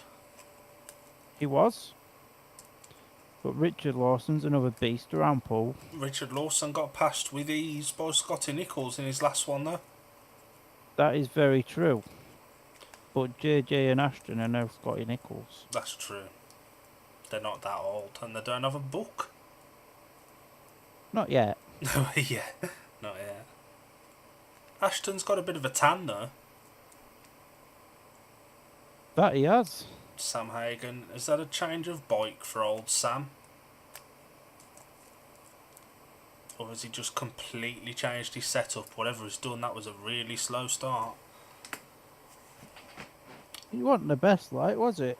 Heat number 10 going off the inside gate in yellow is Jordan Jenkins. Gate 2 in blue, Sam Hagen, who is on, he's on 2+1, and he not 3+1. Gate 3. I've got him on 2+1. Gate 3 in white is Ashton Bowden, and off the outside in red is Richard Lawson, on the same gate that Ben Cook just eased to a victory from.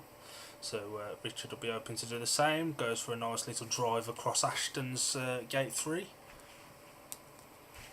Let's have a look at the gates. I wonder why riders do that. Clear the goggles, Mush. Or maybe it's just a bit of a mind games thing, but I think it's to clear the goggles. Gate 3 is still clearly the favourite. Gates 1 and 3 together are still clearly favourite as well. Sam Hagen's the last to settle, and it's over to Mr. Palmer to talk us through this exciting 4 laps of action. So the start marshal walks away for heat number 10. The tapes rising away. We go. It's a very good start there for both the Oxford boys. It's Jordan Jenkins that has the lead with Ashton Bowden now blasting around the outside there to take the lead. So Oxford on a 5-1, being chased all the way by Richard Lawson now. Lawson dives right on the inside there of Jordan Jenkins. That could have ended in absolute carnage. I was half expecting it to.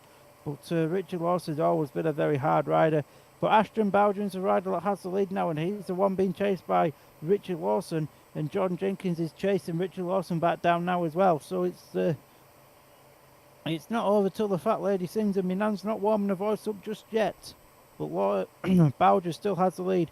Lawson doing his absolute best to try and get past Bowden. We've got 1 lap left to go. Nana June, if you're watching, start warming your voice up, love, because Bowden's can almost check out with an hamburger here as we come round the final 2 bends for the final time, and it's a win for Ashton Bowden. I'd be interested to see his start again. I'm certain he was rolling.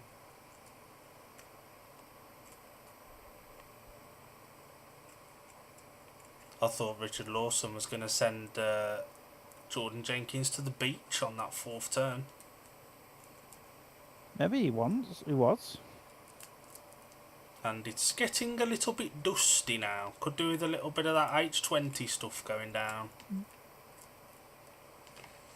Not H20 plus artificial, no. The result of heat number 10 was a win for the rider in white, Ashton Bowden, with his tan. In a time of... Come on, Poole, don't let me down. 60.34. Second in red, Richard Lawson, and third in yellow after nearly being harpooned, Jordan Jenkins. Is this the race Richard Lawson comes out as a tactical ride? I wouldn't do it against Sam Masters. I'd wait till 12 and put him maybe in with Ben Cook instead of Jacob Hook. Maybe. What gates are Poole on? They are on 1 and 3. Possibly could put Lawson off 3 and have Yeah, maybe. They might do. They're off 1 and 3 in Heat 12 as well, to be fair. Yeah, that's true. I'd wait till. Although there's no guarantee. Although, yeah, I'd expect at least a shared heat from 11. I don't see Tobias Thompson beating Sam Masters or Cameron Heaps, to be honest. So maybe whacking Lawson or Brennan in 12 for Jacob Hook. Well, that's just what we do if we was team managers. We're not Neil Middleditch. Or Peter Schrock. That does then mean that maybe in 11, Jacob Hook will replace Tobias Thompson in blue to give him his third ride. Maybe. But I think we're having a track grade. Yes, we are. Not a tactical track grade, would it? How exciting. Well, it could be. Could well be. Brave putting a tactical substitute in against Sam Masters, though. I wouldn't do that, but I'm not a very successful team manager like Midlow. Danny Ford going for a stroll across the centre green.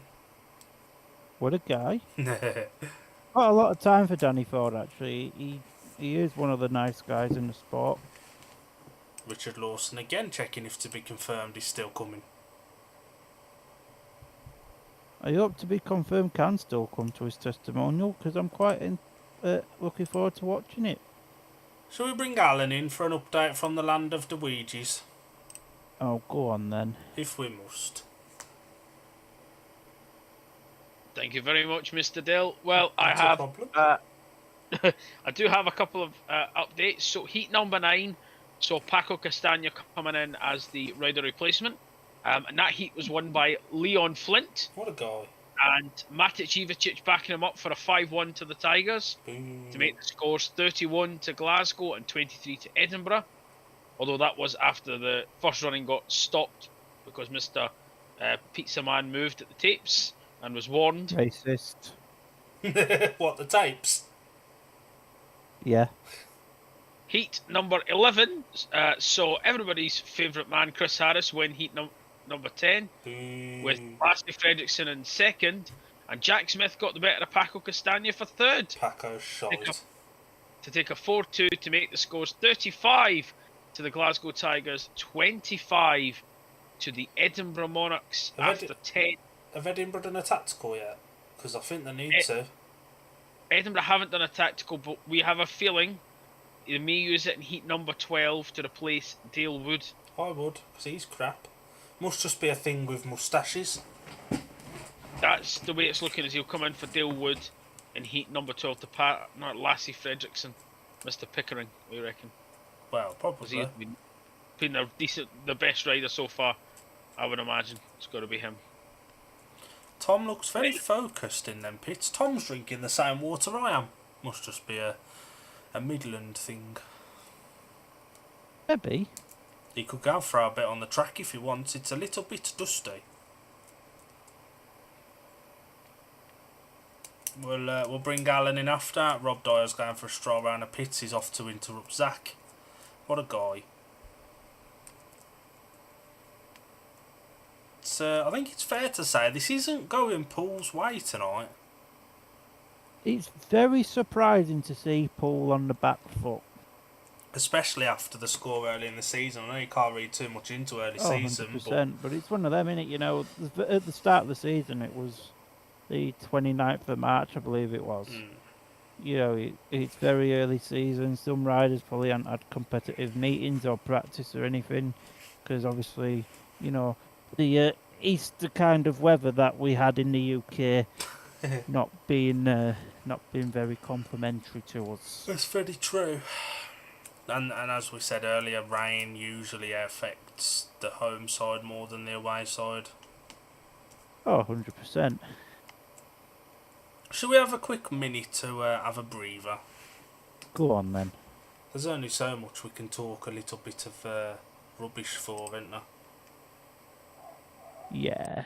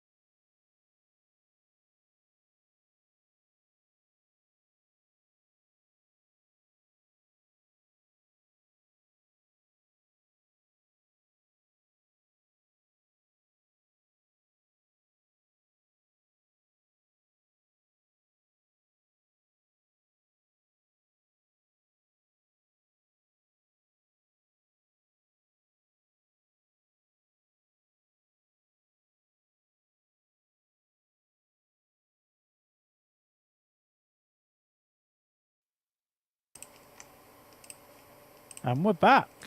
I think we're going to bring our resident Scotsman in just for a quick update before we head back to our own meeting. And it sounds like it will be a quick update. I'll make it very quick for you. Heat number 11 was won by Josh Pickering. Second place was James Pearson, Kai Thompson third. 4-2 to Edinburgh, scores 37-29. Back to you, gents. Bloody hell. That was quick. Do you think you're me reading out individual scores? You did ask for a quick update. Got a point. Blimey, this guy here looks like he likes a takeaway. He's part of our group, Armour. Yes, he is. Chinese and pears on Friday, is it?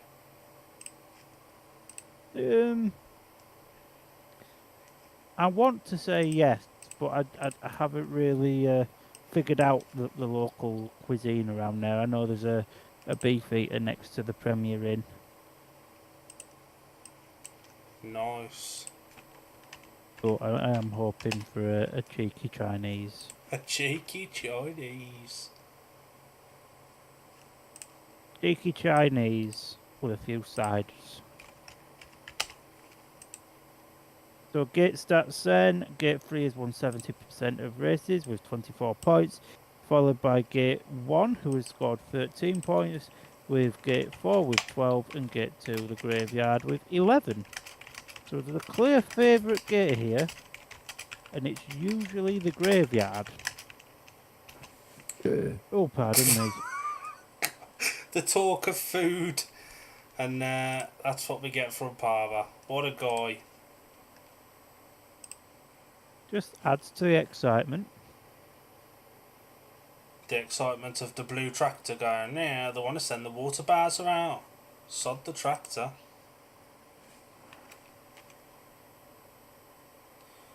I mean, it would be ideal, like. Yeah, it would. I'm starving. What You is and me it? both. What is it about watching Speedway that makes us hungry? I think it's one of them, because if you're like me, when you go to a speedway meeting, the ritual is you have to have some form of food at the track. Are you giving us a review of the food from Cardiff, or are you not taking enough money for that? I won't be eating food from inside the stadium because it is a bit shit. And expensive. It's about £12 for a rollover hot dog, which if I went to Butlins I could get that for £2. So, but if I get a burger or whatever in Cardiff, then we'll do a review and we'll do a drinks review from the drinks that I consume as well. It was nice of the hotel lady on holiday to put us in the room on the ground floor, because in 14 days there we had 5 takeaways. Oh, nice. Had to be done. Including 2 McDonald's, where I had a double Big Mac large meal. Twice. I'm on the way to a very early death. Yeah, but at least you die happy, Mush. It's very true. I know, I've figured out why we always feel hungry when we're watching pool. Is it because we talk about food non-stop? No, because the length of the delay is our body goes to sleep and thinks it's breakfast time again. Yeah, fair point. Figured fair it point. all out. Oh, come on, mate, hurry up. Ain't there been... Oh, we're now seeing highlights from another meeting. Get on with it. And, we don't actually know when our next watch-along's going to be yet. No, we don't. Are the old Oxford racing at home next week? I'll have a look. What? Oxford. Which is the BSM meeting tomorrow night? Is it Ipswich and Leicester? Ipswich, yeah. When next Wednesday, Oxford have got Glasgow. Oh, we've got to.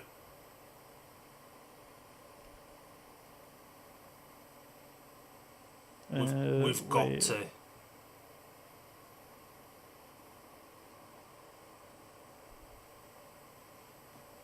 Oh wait, the 7th of August has been. 21st Yeah, of no, I August, can't. next Wednesday. Yeah, I can't disagree with that. We've got to do that. It looks a better meeting than Paul Workington. I agree. But we won't have Alan on comms that night because of the obvious conflict of interests. Yes, good thinking. Any updates, Al, from the old Ouija land? Or are we all dead? I do have the update from Heat number 12, which, to surprise of nobody in a 1,000-mile radius of Glasgow, Josh Pickering was a tactical substitute for Dale Wood. And Tom Spencer was replaced once again by James Pearson. Josh Pickering won Heat number 12, and James Pearson and Leon Flint packing in the minor places for a 3-all to make the score 40 to Glasgow, 32 to Edinburgh. We've now got a slight delay with Josh Pickering having 2 on the trot. Who was Pico's partner in 12? Lassie Fredrickson. Jesus Christ. In fact, it's actually Pico's third ride on the trot. Yeah, he'll have 7 tonight, won't he? Yep. Getting a load of waving from the Poole fans. Sod showing them waving, let us see the racing.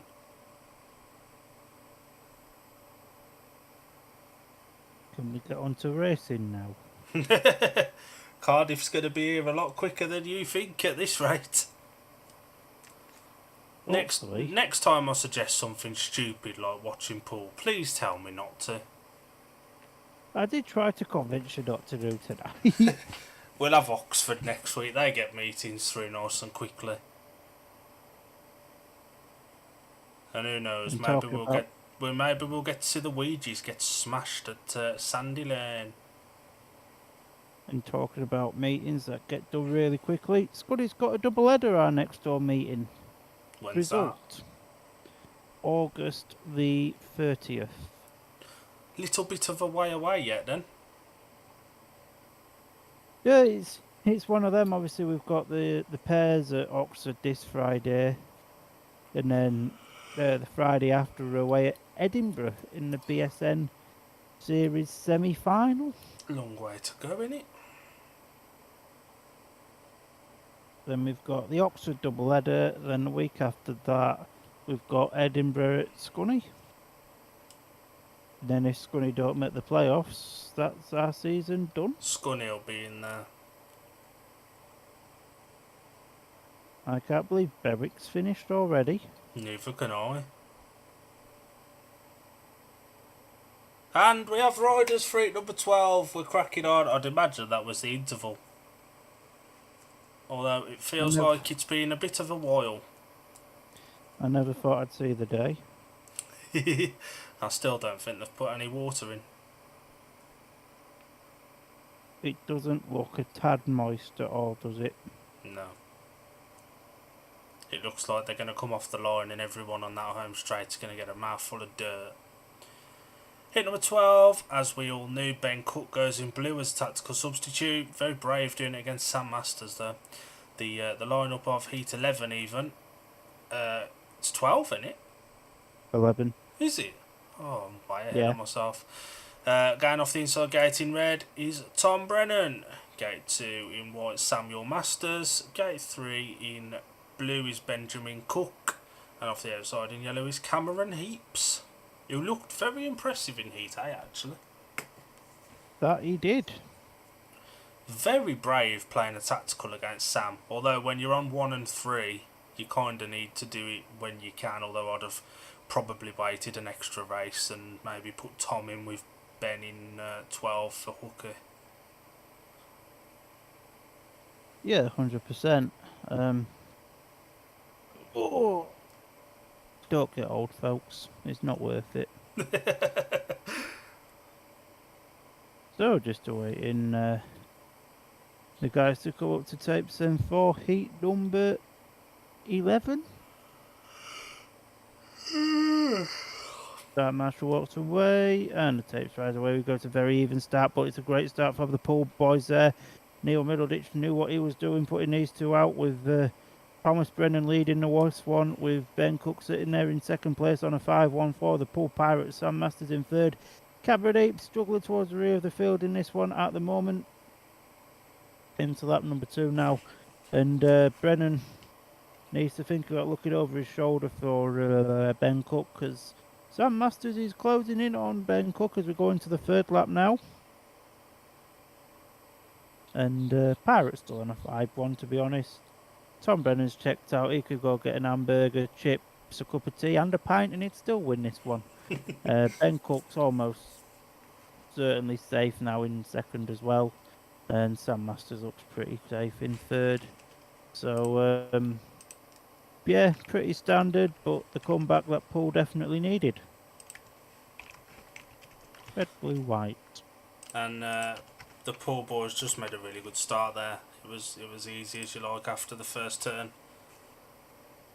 The only problem is they've played that there. Could they potentially be in danger in 12? Although Ben Cook's out again, so there's going to be another delay. Because why wouldn't there be? Because here at Poole Speedway we love delays. Hit number 11, it was a win for the rider in red, Tom Brennan, with a winning time of... It was a quick one. It looked quick.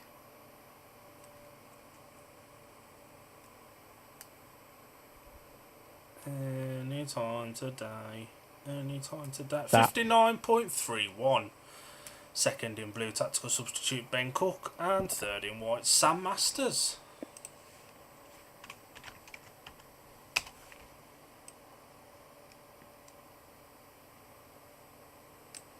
Yeah, that he was, but as you said, you know, it was just a very, very good start from the Poole guys, and that was it, really. It's all she wrote.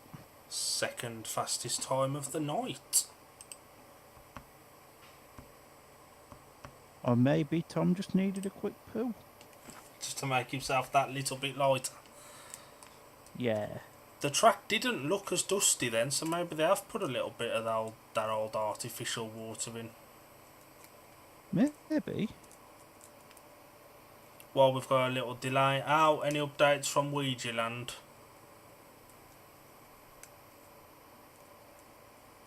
He's fell asleep. No. I was just too busy engrossed in the updates. The only update I have is heat number 13 and Lassie Fredrickson in as a tactical substitute. Rider replacement. Rider replacement. I was getting there. Rider replacement for Justin's session. It's been a long night. Josh Pickering, surprise, wins heat 13. Anders Rowe gets second and Chris Harris third. For a 3 each to make the scores 43 to the Glasgow Tigers, 35 to the Edinburgh Monarchs with 2 heats to go. 2 5-1s needed for the Monarchs to take it. Is it super heats in the championship as well now? Yes, sir. Lead so. So yeah, 2 5-1s needed for the Edinburgh to take it to a super heat. Yeah, not seeing that. I'm not seeing it happen, but you just never know. You just never know. You just never know. But yeah, that's all I've got. Thank you very much, Mr. Allen. No problem, Squire.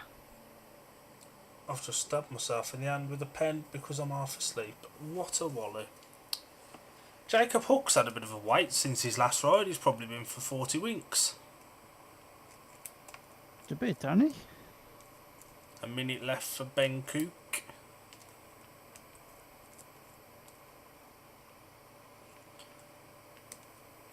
The full lineup of heat number 12. I'll get the right one this time. No, that's 11. No, we're on 12. Yeah, we are definitely on 12. Heat 12 going off the inside gate in red is Ben Cook. Gate 2 in yellow is Luke Killeen. Gate 3 in blue is Jacob Hook. And off the outside in white is Ashton Bowden. The Cook and Hook connection going for the Pirates in this one. And we now get the right lineup on the screen. Oldham Pirates TV. Boring fact for you, because this is Speedway and all facts tend to be boring. Jacob Hook hasn't been out since heat number 4. That's a bit of a long time ago. It's a bit of a wait, that, isn't it? Luke Killian's still unbeaten, I think I'm right in saying. Will he keep hold of that? He is at the moment. He's but the gated. And for heat number 12, it is gated perfectly there now. Now he's up against Ben Cooklow, who's been really, really good tonight. And I think that unbeaten run for Luke Killian's about to come to an end. Oh! Jacob Hook's in the fence. Yeah, that will be stopped. And Jacob Hook will be disqualified for that. That one looked a bit nasty. Yeah, it was a big one, that. Luke Killian will be the first relieved man at Wimborne Road to get a second crack at it. He's up against all the odds, though, isn't he, against Ben Cook?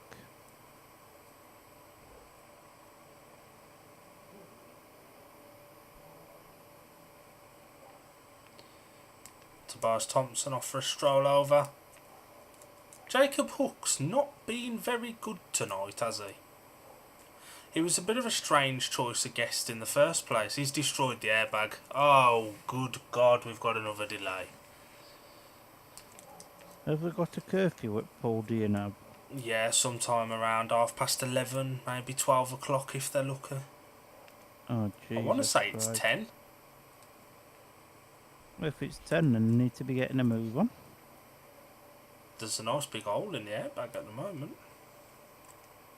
Now a bit of gaffer tape, what fix? That bike may as well go straight round the back and into skip. Oh, sold on eBay. For what? Scrap. Yeah, spares and repairs. That was a bad one. Good to see Jacob Hook up and walking back. That's his night over with. He may as well go and get himself changed. Don't walk back to the pits, mate. Just walk over to the changing rooms. And Ben Cook's got it all to do again. That was a really, really good pass on the inside, exiting 2 after Luke Killian had made a really good start. Yeah, you know, it was going to develop to be a really good race between them two, and you know, hopefully we'll get a decent race again. But we're just about to see Jacob's accident again now on the replay. What a start by Killian, or it was a really bad one by Cook. I couldn't tell which one it was. Cook just barged his way up the underneath, and that was all she wrote, really. But Jacob Hook just went in a little bit too deep. Ooh. Straight off the back. Just about avoids being clouted by his bike and sticks a nice big hole in the airbag. Yeah.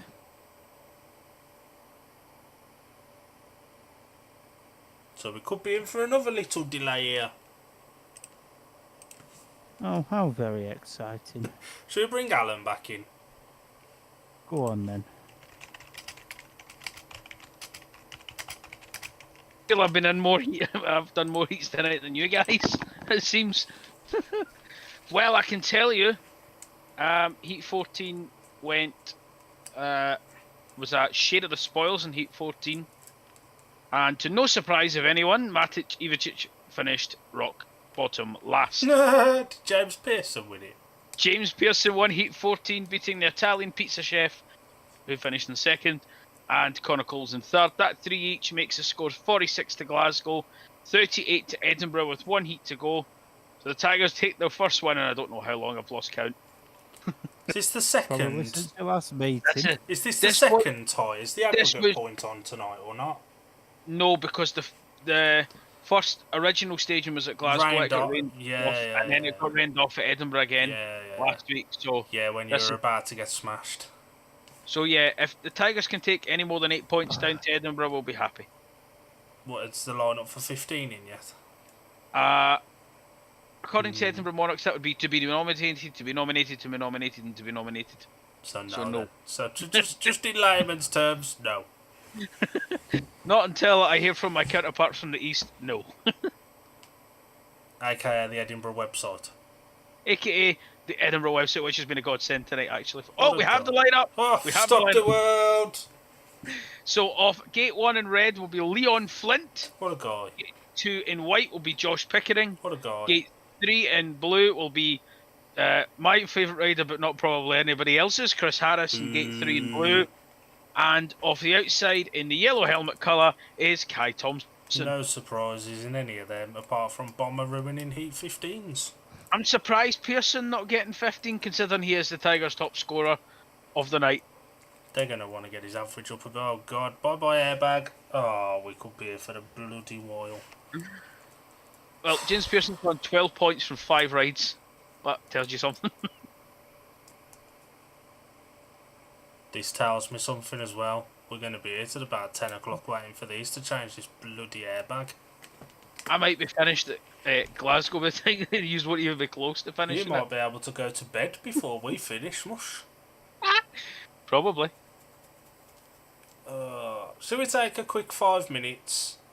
Go on then. Look at Luke Killian's there. Look at that. I'm having an interview with Luke Killian. What a fella. Put him off. Cut his hair off.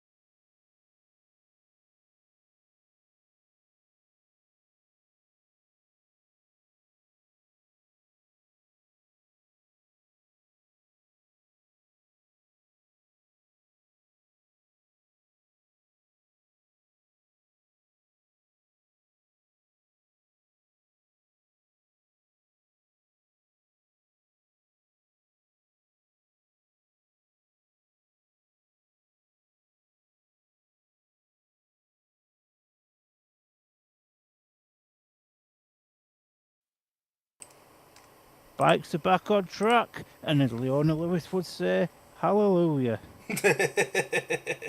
Not bleeding love. No. More like bleeding hurry up. I'm glad we're on the same wavelength at the minute. Jacob Hook has been disqualified, 3 riders only. Ben Cook off 1, Luke Killian 2, and Ashton Bergen 4. Let's go. If Ben Cook could hurry up, that would be appreciated. And just like that, here he is. What a fella.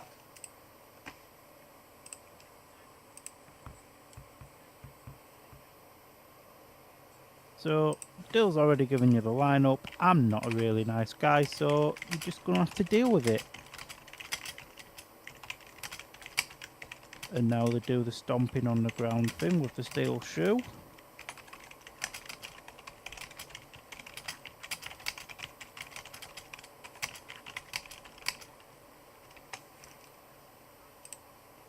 Alan Titchmarsh would be proud of all his gardening. He really would. He ought to try Speedway. D&D Media, the creators of Alan Titchmarsh Racing. Sponsored by Fifi the Flower Pot. Yes. So then, here we go for heat number 12, and the tapes rise, away we go. It's a very, very good start there for Ben Cook, the rider in red. Luke Killeen looking to come round the outside, but to no avail, and if anything, Ben Cook's now pulling away from Luke Killeen as they go down the back straight. So, this is probably the easiest free for Poole for the evening, to be fair. You can't really, barring any form of mechanical failure or some form of other carnage, it's going to be a free all. They're on the third lap now, and it's still the same. Ben Cook's leading, Luke Killeen second, Ashton Bowden's third. Obviously, Jacob Hook excluded after his little bit of a tumble in the normal staging, as we've got 1 lap then left to go. It's Ben Cook that's out in the front. He's leading by absolute example, showing you why he's the captain of the Poole Pirates this year. And he goes and takes the win. And bang goes Luke's maximum. That was a hard race to commentate on. I bet we've passed more wind than there has been passing on this track tonight. And that's just in the past race. We're all asking ourselves the same question. Why do we watch along at Poole? I mean, at least yes, Plymouth are courteous enough to start at 7. And Ben Barker's courtesy enough to give us some entertainment. Heat 12 is a win for the rider in red, Ben Cook, in a winning time of 60.15. Second in yellow, first defeat of the night for Luke Killeen, and third in white, Ashton Bowden. Now please get them straight out for 13. What a race this could be. Could be. Could be. Probably Richard won't Lawson's be. there. What a guy. See, he's thinking of our health and sleepiness. Peter What a Schroeder man. pushing Sam Masters off. Man's getting busy. Well, you know, he says it was this or Weight Watchers. We all know how that feels. Yes, we do. That's the choice we have every time. Packet of biscuits or carrot sticks. Carrot sticks don't come anywhere near. No, they do not. Heat 13, going off the inside gate in white for the Cheetahs is Samuel Masters. Gate 2 in red is Richard Lawson. Gate 3 in yellow is Scott Nichols. And off the outside in blue is Thomas Brennan. Yeah, it is, yeah. Just a couple of points in it now. 5-1 to Oxford here will be a bit of a whack for the old Pirates. 5-1 to the Pirates will be a bit of a whack for Oxford. I mean, without trying to sound harsh here, let's be realistic. The very close score has been the only thing keeping this meeting somewhat interesting and entertaining. Yeah, it's not been great, has it? And we expected it to be half decent. To be honest, it's difficult to get into a flow when it's stop-start like this, isn't it? Yeah. But we are a where we've glutton for suffered. punishment. We are. We'll be back to Oxford Radio next Wednesday with Oxford v the Ouija's, who Well, we are Oxford Radio Mush, just from a different venue. yeah, who Alan reliably informs us have won tonight. We'll bring him back in after 14.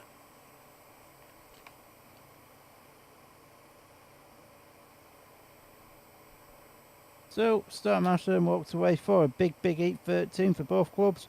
It's a very good start there for Sam Masters in the white helmet colour. Now, Masters it is that has the current lead then over the two Pirates in second and third. Scott Nichols at the back. Tom Brennan now looking to put some pressure on Sam Masters, and Brennan lifts violently there, and that now allows Nichols to close the gap on the Pirates boys there. And this could be one hell of a race. Sam Masters, he's out in front. And now Nichols barged right up the inside there of Richard Lawson. Good ride there from Scotty Nichols. Now what can Richard Lawson do? He's going to look to repay the compliment as Brennan now looks to go around the outside of Sam Masters. Great ride here in Heat 13. And we were saying this meeting was boring. But Masters still has the lead then.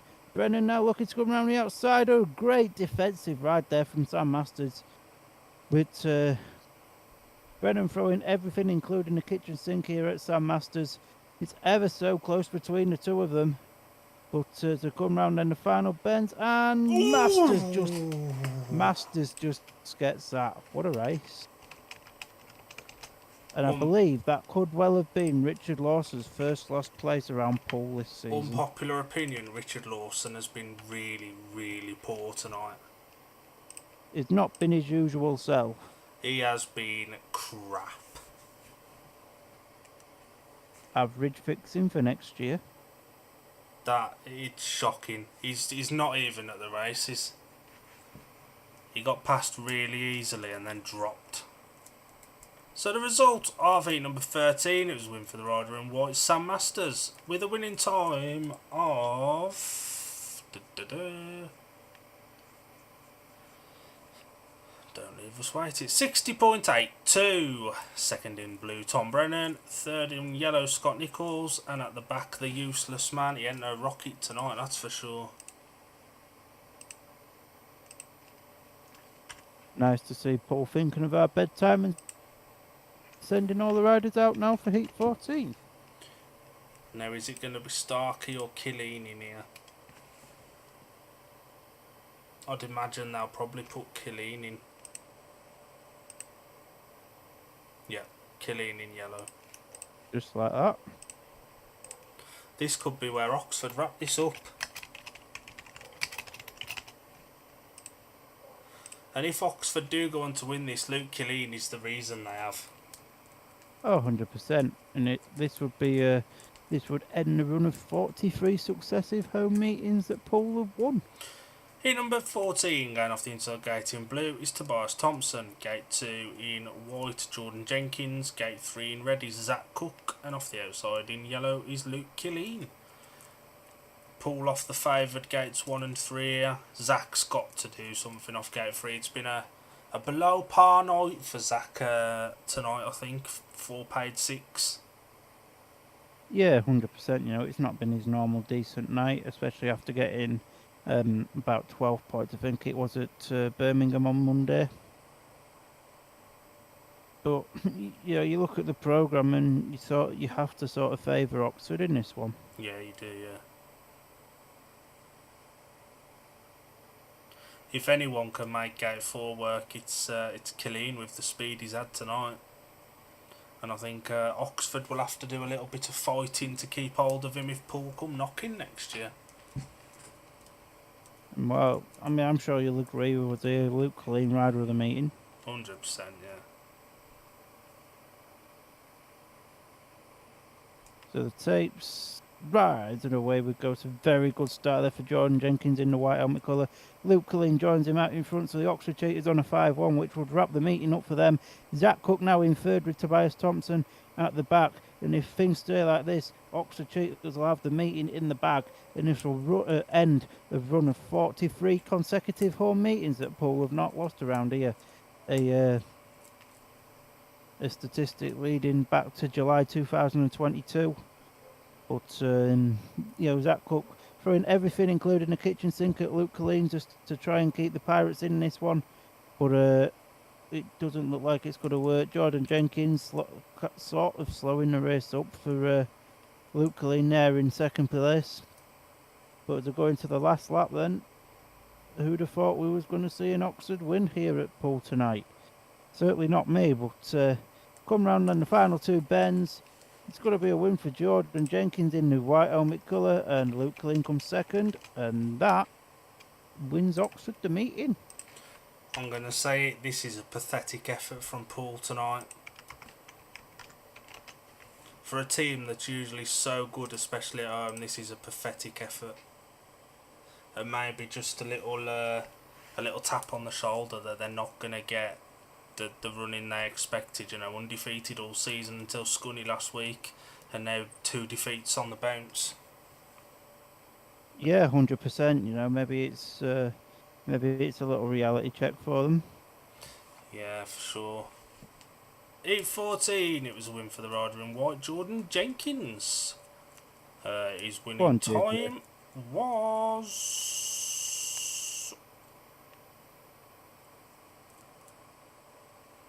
61.41. Second in yellow, Luke Killeen, and third in red, Zach Cook. Tobias Thompson has been really shizer again tonight. He's not been great, has he? He hasn't. He was decent at number 2. He goes to number 6 and he's crap. Same with Sam Hagen. So I'm dreading the group chat with Peasley. I might have to remove him for a night.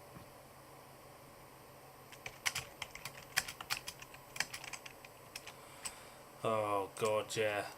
To be fair, Oxford have been good, but Poole have been really, really bad as well. It's like you'd have been forgiven for thinking Oxford were the home team tonight, because they've rode this track better than Poole have. Yeah, 100%, and it's one of them. Like, I get teams that have bad nights and stuff, but yeah, this has been a pish poor effort from the Pirates.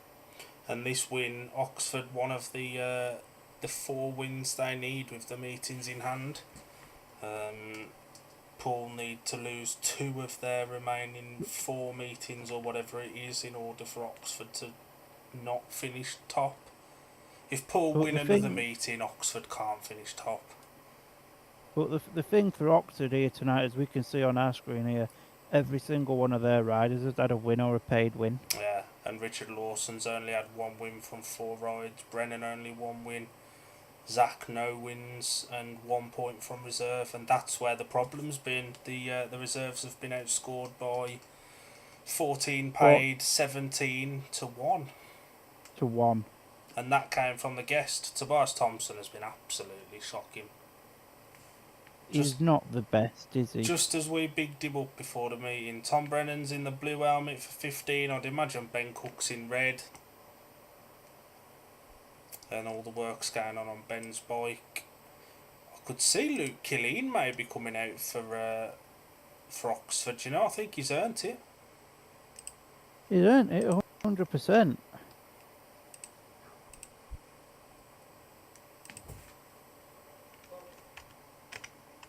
Should we bring Alan in for a result from Oxford? Yeah. Alan, are you there? Hello. Yes, I am here. And the result of heat number 15 at Glasgow. It was a sad night for Josh Pickering because he didn't get his maximum. But Chris Harris won heat 15 with Josh Pickering in second and Leon Flint in third. That 4-2 makes the final scores Glasgow Tigers 50, Edinburgh Monarchs 40. Got the individual score as much. Yeah, I'm just going to do that now. So for the Edinburgh Monarchs, it is Josh Pickering at 20 points from 7 rides. Kai Thompson 8+1 from 6. Lassie Fredrickson 5 from 5. Paco Castagna 4+1 from 5. Dale Wood failed to score from 3 outings, and Connor Coles 3+1 from 4. And for Glasgow Tigers, Chris Harris 10+2 from 5. Jack Smith 4 from 4. Leon Flint 9+2 from 5. Matic Ivicic 5+1 from 4. Anders Rowe 7 from 4. James Pearson, top scorer of the Tigers, 12 points from 5 rides. And Tom Spencer 3 paid 5 from 3.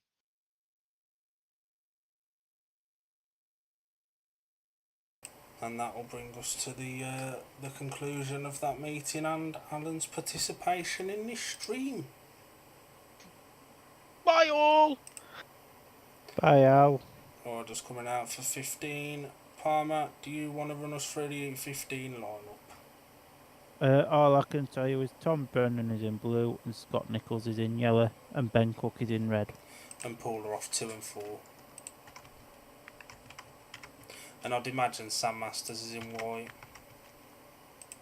It's going to be him or Luke Colleen, innit? It'll be Sam. No, that's 14. Andy Haig's having a nightmare tonight, isn't he? So are we watching this. It is Sam. I'd have maybe gave Killian the opportunity. The meeting's won, the aggregate points sealed. I don't think there's anything to gain from putting these two out. Colleen was probably asked and declined it. A lot of riders do that, apparently. Apparently. Could be wrong. Tom's got quicker as the night's gone on. Only 1 win, but he's paid the price, I think, for a little bit of slow gating. 100%. Well, to be fair, so with all the Pirates tonight. Yeah, they just haven't been at the races, have they? Apart from Ben Cook. No, and even Cookie started off a little bit slow.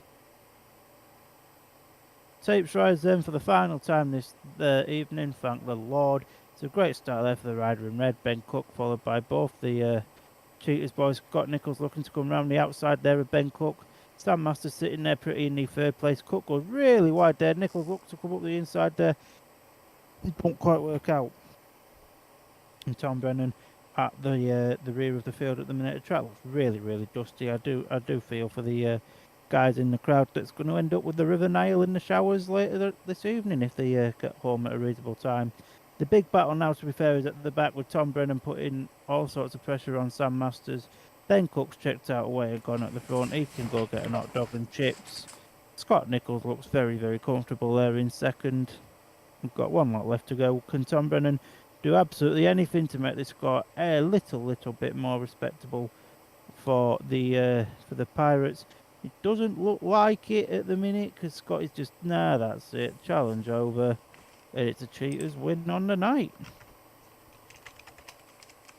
And comfortably as well. Tom will be fuming with that.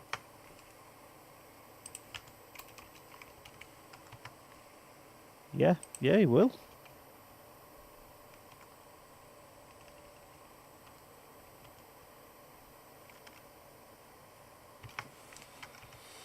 Oh, God.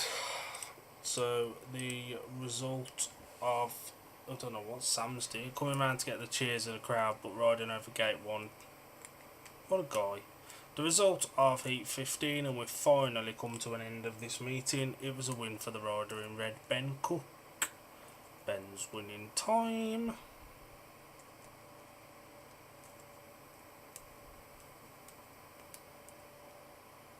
He's thinking 60.09. Second in white, Scott Nichols, and second in yellow, Scott Nichols, and third in white, Sam Masters. That brings us to a final score of 41 points to the Pirates, 49 to Oxford. And we'll just very quickly run through the individual scorers. Palmer, do you want to take Poole? So for Poole, Richard Lawson scored 7, Sam Hagan 3 and 1, Ben Cook 16 and 1, Zach Cook 5 and 2, Tom Brennan 9, Tobias Thompson failed to score, Jacob Hook 1. For the Oxford 4. Cheetahs, Sam Masters scored 10 plus 1, Cameron Heaps 3, Ashton Bergen 5 plus 1, Jordan Jenkins 8, Scotty Nichols scored 9, Luke Killeen 11 plus 3, what a result, and Paul Stark 3. And that brings us to a close. I think we'll be back next Wednesday with Oxford again, as they host the Glasgow Tigers, who also won tonight. Yeah, keep an eye on our social media and everything for updates on our next one. If you see me about in Cardiff, don't be afraid to buy me a pint, because I do appreciate free beer. And from me, we'll see you next week.